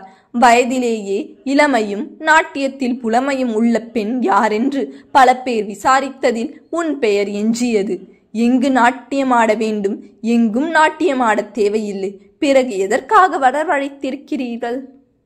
வேறு வேலை இருக்கிறது. என்ன வேலை? பிற்பாடு சொல்லப்படும். பாருங்கள், என் மகள் நாட்டியமாடத்தான் வந்தாலே தவிர வேறு எதற்காகவும் இல்லை. சுந்தரி படப்படப்பாக பேசினான். வேகமாக அவளை நோக்கி சாவூர் பரஞ்சோதி திரும்பினான். என்ன நினைத்துக் கொண்டிருக்கிறாய்? உன் பெண்ணை கூறு போட்டு விற்பதற்காக இந்த அரசாங்கம் ஓலை அனுப்பியிருக்கிறது என்று நினைக்கிறாயா? அரசாங்கத்திற்கு அதுதான் வேலை என்று நினைக்கிறாயா? இங்கு உன்னுடைய நாட்டிய பணியை காட்டிலும் மிக பெரிய கோவில் வேலை ஒன்று நடந்து கொண்டிருக்கிறது. அந்த கோயில் வேலையில் உன்னை கரைத்து கொண்டிரு. அதிகம் ஆடாதே, அதிகம் பேசாதே. சரி, என்ன வேலை என்று சொன்னால் நன்றாக இருக்குமே. பின்னால் சொல்லப்படும். உங்களுக்கு தனி வீடு ஒதுக்கப்பட்டிருக்கிறது. புதிதாய் கட்டப்பட்ட புது மாதிரியான வீடு. அங்கு போய் தங்குங்கள், இளைப்பாருங்கள். பிறகு உங்களிடம் வந்து உங்கள் வேலை பற்றி பேசப்படும். அம்மாவும் சித்தியும் முகம் இருண்டு கிடக்க வண்டியில் ஏறி உட்கார்ந்து கொண்டார்கள். ஆனால் சாவூர் பரஞ்சோதியை பார்த்ததும் மனதில் இருந்த அச்சம் உமையாளுக்கு விலகிவிட்டது. இம்மாதிரியான கம்பீரமான ஆட்கள் எந்த தவறும் செய்ய மாட்டார்கள், எந்த இழிநிலையும் ஏற்படுத்த மாட்டார்கள். நேரடியாய் கண்களை சந்தித்து நிதானமாய் பேசுகிற ஆண்கள் மிக குறைவு. குறைவாகவும் குள்ள நரித்தனமாகவும் கண்களை கீழ்வாட்டாகவும் வைத்து பார்க்கின்ற ஆண்களுக்கு நடுவே நீ ஒன்றும் எனக்கு முக்கியமில்லை என்ற அலட்சியத்தோடு அந்த சாவூர் பரஞ்சோதி பார்க்கிறான். கதிர் அறுப்பவருக்கு களம் ஒதுக்குவது போல உனக்கு வீடு ஒதுங்கியிருக்கிறது போ என்று வெறுமே கை காட்டுகிறான். அவன் உள்ளுக்குள் கூட தன்னுடைய அழகு அசைக்கவில்லை என்பது புரிந்து போயிற்று. ஒருவேளை வழியிலே அந்த கிராமத்து பெரியவர் சொன்னது போல என்னையும் விட பேரழகிகளை இந்த சாவூர் பரஞ்சோதி பார்த்திருப்பானா? எவளையேனும் மனைவியாக கூத்தியாக வைத்திருப்பானோ என்ற எண்ணம் வந்தது. அவள் தெருக்களை பார்த்து கொண்டே நடந்தாள். அழகிய பெண்கள் முன்னும் பின்னும் நடந்தார்கள். அழகை விட அவர்கள் அலங்காரங்கள் சிறப்பாக இருந்தன என்பதை புரிந்து கொண்டாள். அவர்கள் வீட்டு வாசலில் இறங்கி வாசலில் பொருத்தப்பட்ட பெரிய மரக்கதவை திறந்ததும் பின்னாலிருந்து வேறு ஒரு பெண் குரல் வருக வருக என்று அழைத்தது. அவர்கள் திரும்பினார்கள். சற்று தடிமனான மத்திம வயதை நெருங்கிக் கொண்டிருக்கிற ஒரு பெண்மணி எதிர் வீட்டிலிருந்து நடந்து வந்தாள். என் பெயர் ராஜராஜி, காஞ்சிபுரத்தில் இருந்து வருகிறேன். தலைக்கோழி, நீ உமையால் தானே? ஒரு முறை திருவாரூர் வந்தபோது பார்த்திருக்கிறேன். நன்கு வளர்ந்து விட்டாய், சதைப்பிடிப்பாக இருக்கிறாய். நல்லது, உன்னை இங்கு வரவழைத்ததே நான் தான். உன்னை பற்றி பஞ்சவன் மாதேவியிடம் சொல்லி, பஞ்சவன் மாதேவி பெருந்தச்சரிடம் சொல்லி, பெருந்தச்சர் பலரிடம் விசாரித்து விட்டு உன்னை இங்கே வரவழைத்திருக்கிறார். பெருந்தச்சர் குஞ்சரமல்லரை நாளை காலை நீ போய் சந்தித்து உங்கள் வேலைக்காக வந்திருக்கிறேன் என்று சொல்ல வேண்டும். என்ன வேலை அக்கா? உமையால் திரும்பி நெருங்கி கேட்டாள். அவளுக்கு ராஜராஜியை பிடித்திருந்தது. ராஜராஜிக்கு அந்த பெண் தன்னை அக்காள் என்று அழைத்ததும் சந்தோஷமாக இருந்தது. அதை நான் சொல்வது நன்றாக இராது. அவரிடமே நீ கேட்டு தெரிந்து கொள். சட்டென்று உமையால் கண்ணில் பயம் வந்தது. இதோ பார், எந்த தவறான கற்பனையும் செய்து கொண்டு பயப்படாதே. தஞ்சையில் உன்னை விற்பதற்கு யாரும் முயலவில்லை. உன்னை இழிவுபடுத்த எவரும் எந்த நேரமும் சிறிய முயற்சி கூட செய்ய மாட்டார்கள். உனக்கு இந்த கோயிலை ஒட்டிய சில பணிகள் இருக்குமென்று தோன்றுகின்றது. சிற்பங்களுக்காக முன்மாதிரியாய் நிற்பது நம்மை போன்றவர்களுக்கு வழக்கம். மிக அழகுள்ள பெண்ணை தேர்ந்தெடுத்து கொடிப்பெண்ணாகவோ துர்க்கையாகவோ சிலை செய்வது சிற்பிகளுக்கு இயல்புதானே. எனவே அம்மாதிரியான வேலைதான் இருக்குமென்று நினைக்கிறேன். இதற்கு ஏன் தலைக்கோழி என்று கேட்கிறாயா? அதுதான் எனக்கும் புரியவில்லை. குஞ்சரமல்லர் அது பற்றி எவரிடமும் சொல்லவில்லை. மிக இளமையான அழகான தலைக்கோழி வேண்டும் என்று அவர் சொல்ல இங்கே வந்து நீ நிற்கின்றாய். ஒருவேளை நீ வேண்டாம் என்று அவர் தள்ளினாலும் தள்ளக்கூடும். அதற்கும் தயாராக இரு. எதிர்த்து பேசிவிடாதே. இந்நாளில் சக்கரவர்த்தியின் ஆதரவை மிக நெருக்கமாக பெற்றவர்கள் சிற்பிகள்தாம். அதிலும் பெருந்தச்சர் குஞ்சரமல்லன் என்ன சொன்னாலும் அது வேதவாக்காக இருக்கிறது. சக்கரவர்த்தியின் ஆணையாக இருக்கிறது. எனவே மிக அமைதியாய் அவரை அணுகுவது நல்லது. உன்னை போன்று இங்கு நிறைய பேர்கள் இருக்கிறார்கள், அவர்களுக்கும் நல்லது. எத்தனை தலைக்கோழிகள் இருப்பார்கள்? தலைக்கோழிகள் என்று 16 பேர் இருக்கிறார்கள். நடன பெண்கள் நிறைய பேர் இருக்கிறார்கள். மொத்தம் 400 பேர் வரவழைக்கப் போகிறார்களாம். நாம் இப்போதைக்கு 263 பேர் இருக்கிறோம். வீடு சரியில்லை என்று சொன்னார்களே, எனக்கு இந்த வீடு கொடுத்திருக்கிறார்களே, அது நீ செய்த புண்ணியம். குஞ்சர மல்லர் கட்டளை. அதனால் பெரிதாய் கட்டப்பட்ட இந்த வீட்டை உனக்கு ஒதுக்கி இருக்கிறார்கள். ஏன் மற்றவர்களின் வீடு சரியில்லையா? இருப்பதை வைத்துக்கொண்டு அனுசரித்து போகிறார்கள். இதேபோல் வீடுகளை விரைவில் கட்டி முடித்து விடுவார்கள். எல்லோருக்கும் வீடுகள் வழங்க மிக தெளிவாய் உத்தரவாகி இருக்கிறது. வேலை செய்ய ஆட்கள் இல்லை என்பதால் சற்று சுணக்கம் ஏற்பட்டிருக்கிறது. ஆனால் இப்போது ஆட்களும் வந்துவிட்டார்கள். இனிமேல் வேலை துவங்கினால் வேகமாக நடக்கும். கோவில் வேலை எத்தனை மாதத்தில் முடியும்? எத்தனை மாதத்திலா? கோவில் வேலை பல வருடங்கள் இருக்கும். 7 பனை உயரத்திற்கு கருங்கற்களால் கோவில் கட்டுவதற்கு ஏற்பாடாகி கொண்டிருக்கிறது. பெரிய பெரிய பாறை கற்கள் வந்து இறங்கி இருக்கிறது. சிற்பிகள் ஓயாது வேலை செய்து கொண்டிருக்கிறார்கள். மாதங்கள் எல்லாம் இல்லாத கதை. ஏன் திருவாரூருக்கு போக வேண்டுமென்று ஆசைப்படுகிறாயா? திருவாரூர் நீ மறந்துவிட வேண்டியதுதான்.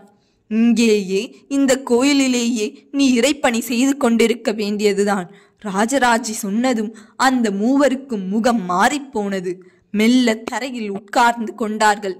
எப்படி திருவாரூரை மறக்க முடியும்? அந்த ஊரை, அந்த தேரை, அந்த தியாகேசன் அழகை, கோவில் கோபுரத்தை, விமானத்தை எப்படி மறக்க முடியும்?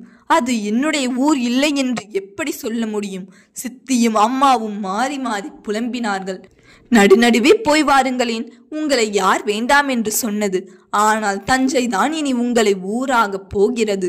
தஞ்சையினுடைய இந்த அற்புதமான இடத்தை விட்டு உங்களால் போக முடியாது. தஞ்சையில் நீங்கள் இருப்பதை பெருமையாக என்னும் காலமும் ஒரு நாள் உண்டு. ஊரே செம்மண் புழுதியாக உள்ளதே. வேலை செய்கிற இடம் அல்லவா, புழுதி இருக்கத்தான் செய்யும். வண்டிகள் அதிகம் போகின்றதல்லவா, அதனால் சப்தமும் அதிகமாக இருக்கத்தான் செய்யும். திருவாரூரின் அமைதி, குளிர் சோவை, குயில் கூவல் இதெல்லாம் கிடைக்காது. ஆனாலும் இங்கு வந்து ஐக்கியமாகிவிட்டால், இங்குள்ள வேலைகளில் புகுந்து புறப்பட்டு விட்டால் உனக்கும் திருவாரூரே மறந்து போகின்ற காலம் வந்தாலும் வரும்.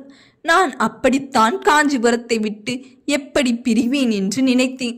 இங்கு உள்ளுக்குள் வந்ததும் என் மனமும் மாறி போயிற்று. பஞ்சவன் மாதேவியோடு பேசுவதும், அரசருக்கு அருகே உட்கார்ந்து கொண்டு அவரை பார்ப்பதும், சிற்பிகளிடையே பேசுவதும், தினம் தினம் இவர்களை சந்திப்பதுமாய் கோலாகலமாய் வாழ்க்கை போகிறது. இந்த வாழ்க்கைக்கு நீயும் பழகப்படுத்திக்கொள், இப்போது ஓய்வெடுத்துக்கொள் என்று சொல்லிவிட்டு புயல் போல் வெளியே போனாள். அவள் வந்ததும் பேசியதும் நகர்ந்ததும் வினோதமாக உமையாளுக்கு இருந்தது.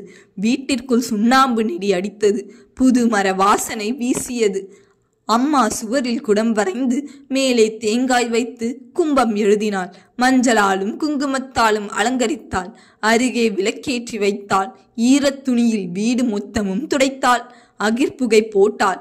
ஏதேனும் ஆடடி பெண்ணே என அவளை பார்த்து சொல்ல அவள் சலங்கை கட்டி கொண்டாள். விளக்கு முன்பு கை கூப்பி நின்றாள். மெல்ல நடனம் ஆடத் துவங்கினாள். தா தை என்று ஆரம்ப பாடத்திலிருந்து ஆடத் துவங்கினாள். சித்தி கோளுடனும் கட்டையுடனும் உட்கார புடவை இறுக்கிக் கொண்டு தான் தயார் என்று சொன்னாள். சித்தி ஜதி சொல்ல வேகமாக ஆடினாள். சுழன்று நிமிர்ந்து நாலா பக்கமும் பரவினாள். தத்தோம் தத்தோம் தகிடத்தோம் என்று மிருதங்கம் முழங்க, குழல் வாசிப்பும் தொடங்க 2-3 பெண்கள் வந்து உட்கார்ந்து கொண்டார்கள். அவர்களும் நடன பெண்கள் என்று தெரிந்தது. அம்மா தலையசைத்து வரவேற்றாள். குடிக்க நீர் கொடுத்தாள். ஜலக்கு ஜலக்கு ஜன என்று முக அசைவு மட்டும் காட்டும் ஜதிகளை சித்தி சொல்ல அங்கு அமர்ந்திருந்தவர்களுக்கு விதவிதமான அபிநயங்கள் செய்து காட்டினாள். இதென்ன தாமரைக்கு 2 கையில் அபிநயம் காட்டாமல் ஒரு கையால் மட்டுமே அபிநயம் காட்டுகிறாள் என்று சொல்ல, ஆமாம், இது தாமரை மலர், முற்றிலும் மலராத கொஞ்சம் மலர்ந்த மலர். இந்த வலக்கையை மட்டும் பார்க்கிறீர்களே, இடக்கையை பார்க்கவில்லையா? தாமரை மலர் சற்று மலர்ந்திருக்கிறது. மேலே 5 விரலையும் விரித்து வைத்திருக்கிறேன். இடக்கையை பாருங்கள். இது என்ன என்று தெரியவில்லையா? சூரியன். ஆமாம், தாமரையை மட்டும் காட்டாமல் நான் சூரியனையும் காட்டுகிறேன். உட்கார்ந்து எழுந்து சுழன்று மறுபடியும் தாமரை மலரை சூரியனோடு காண்பிக்க பெண்கள் வியந்தார்கள். ரௌத்திரம் எப்படி காண்பிக்கிறீர்கள்? இடுப்பில் கை வைத்து விழித்து பார்ப்பது வழக்கமாக செய்வது. நான் வேறு விதமாக செய்வேன். அவள் ஒற்றை காலை நிறுத்தி இன்னொரு காலை தூக்கி கையில் வேல் பிடித்து தரையில் உள்ள அரக்கனை கொல்லுகின்ற மகிஷாசுர மர்த்தினியின் கோபத்தை காண்பித்தாள். ஒரு குத்து கீழே இருக்கிறவனை குத்தினாள் என்பது போல ஒரு பலம் கையில் இருந்தது. முகத்தில் கோபம் இருந்தது. அந்த ஒற்றை காலால் வெகு நேரம் அவளால் நிற்க முடிந்தது. அடேயப்பா, நன்றாக இருக்கிறது உங்கள் கற்பனை. ஒரு பெண் வியந்தாள். சலக்கு சலக்கு சல என்று ஜதிமாற அவள் வேறு பக்கம் போய் நடந்து சந்தோஷம் என்று காண்பித்தாள். சந்தோஷம் என்பதை வெறும் சிரிப்பாக காட்டுவார்கள். இப்படி 2 கையையும் விரித்து பரவச நிலையில் கண் செருகி மேலே பார்த்து நிற்க, ஆஹா ஆஹா, நன்றாக இருக்கிறது, புதிதாக இருக்கிறது என்று பெண்கள் கூவினார்கள். யாரோ வெளியே கைத்தட்டும் ஓசை கேட்டது. உள்ளே ஆட்கள் வரும் ஓசை கேட்டது. அவள் சட்டென்று நின்றாள். முகத்தில் வியர்வை பொங்கியது. பிடரியெல்லாம் நனைந்து முதுகில் வழிந்தது. ஒரு இளைஞன் வந்து நின்றான். அற்புதமான கற்பனை. இதைத்தான் நான் தேடிக்கொண்டிருந்தேன். எல்லோரும் ஒரே விதமாக ஒரே பாடமாக சொல்கிறார்கள். உள்ளிருந்து எடுத்து வெளியே கொட்ட மாட்டேன் என்கிறார்கள். நீங்கள் யார்? உங்கள் பெயர் என்ன? ஐயா, நீங்கள் யார்? உங்கள் பெயர் என்ன? சற்றென்று பெண்கள் இருக்கின்ற வீட்டிற்குள் நுழைந்து அவள் பெயர் கேட்டால் நல்லதா, நாகரீகமா? அம்மா அதட்டினாள். அவன் சுற்றும் முற்றும் பார்த்தான். மெல்ல பின்னடைந்தான். பெண்கள் துள்ளி எழுந்து சீராளன் சீராளன் என்று கூவினார்கள். யார் சீராளன்? அம்மா வினவினாள். அம்மா, என் பெயர் சீராளன். நான் ஒரு ஓவியன். குஞ்சர மல்லரிடம் ஓவியனாக பணிபுரிந்து வருகிறேன். சிற்பத்தில் உருவங்கள் செதுக்குவதற்கு முன்பு சித்திரமாக அந்த உருவத்தை எழுதி பார்த்து கொள்வது நல்லது. எனவே தலைக்கோழியை, இளமையானவளை இங்கு வரவழைத்தால் அவளை வைத்து நான் சிற்ப வேலைகள் ஆரம்பிப்பேன் என்று சொல்லியிருந்தேன். சொல்லி 1 மாதமாகிறது. பல பேர் விசாரித்து திருவாரூர் உமையாள் என்பவளை தேர்ந்தெடுத்து இருப்பதாக குஞ்சர மல்லர் சொன்னார். நீங்கள் தான் திருவாரூர் உமையாளா? ஆம் என்று உமையாள் தலையசைத்தாள். என்ன ஆம் என்று தலையசைக்கிறீர்கள்? அதற்கு அபிநயம் ஒன்றும் இல்லையா? நீங்கள் தான் திருவாரூர் உமையாள் என்று அபிநயத்தில் எனக்கு சொல்லக்கூடாதா? சிரித்தபடியே சீராளன் கேட்டான். பெண்கள் விழிவிரித்தார்கள். ஆவலாய் திரும்பி அவளை பார்த்தார்கள். சலுக் சலுக் சல. உமையாள் தானே ஜதி சொன்னாள். சதங்கை குலுங்க ஆடினாள்.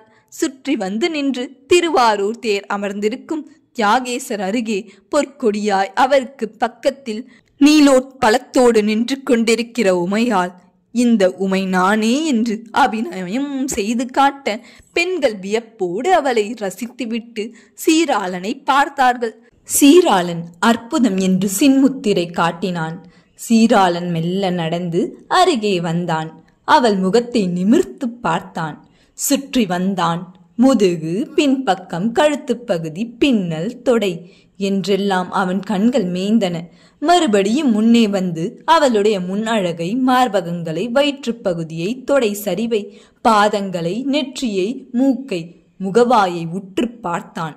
மெல்ல பின்னடைந்தான். தம்பி என்று வாசலை பார்த்து கூவினான். அங்குள்ள ஒரு சிறிய பையன் ஓடி வந்து அவனிடம் சட்டமிடப்பட்ட திரைசீலையை காட்டினான்.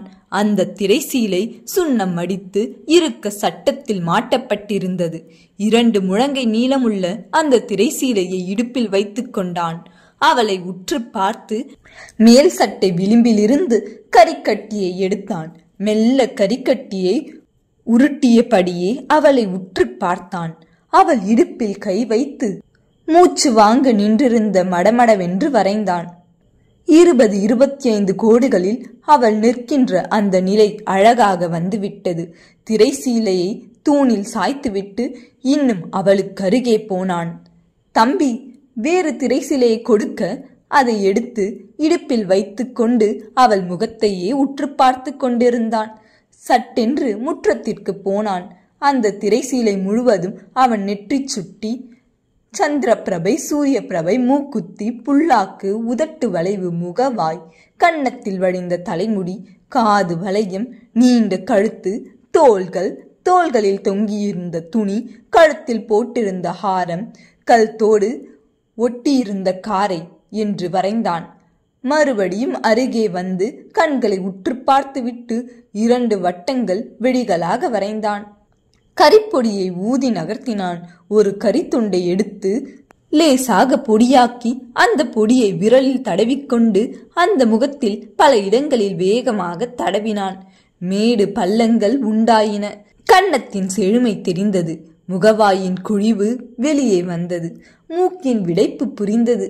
கண்களின் அசைவு, இமைகளின் படபடப்பு எழுதப்பட்டது. குழலில் பளபளப்பு காட்டப்பட்டது. இந்தா, இது என் பரிசு, வைத்துக்கொள் நீட்டினான்.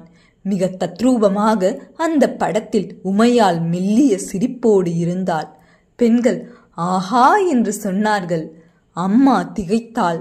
சித்தி வாங்கி பார்த்துவிட்டு என்ன அழகு, என்ன விரைவு என்று வியந்தாள். உமையாளுக்கு மூச்சு அடைத்தது. வருகிறேன். இனி உமையாலும் நானும் இணைந்து பல வேலைகள் செய்ய வேண்டியிருக்கும். என்ன வேலை என்பதை நான் சொல்வதை விட பெருந்தச்சர் குஞ்சரமல்லர் சொல்வதே சரியாக இருக்கும். இப்போதைக்கு விடை பெறுகிறேன். உங்களை நாளை காலையில் குஞ்சரமல்லரிடம் அழைத்து போவார்கள். ஆயத்தமாக இருங்கள் என்று சொன்னான். தம்பியை முன்னே தள்ளிக்கொண்டு நடந்து வெளியே போனான். பெண்கள் வாசலுக்கு போய் உரக்க கூவி வேறு சில பெண்களையும் வரவழைத்தார்கள்.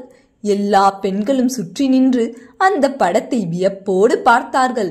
அவளையும் பார்த்தார்கள்.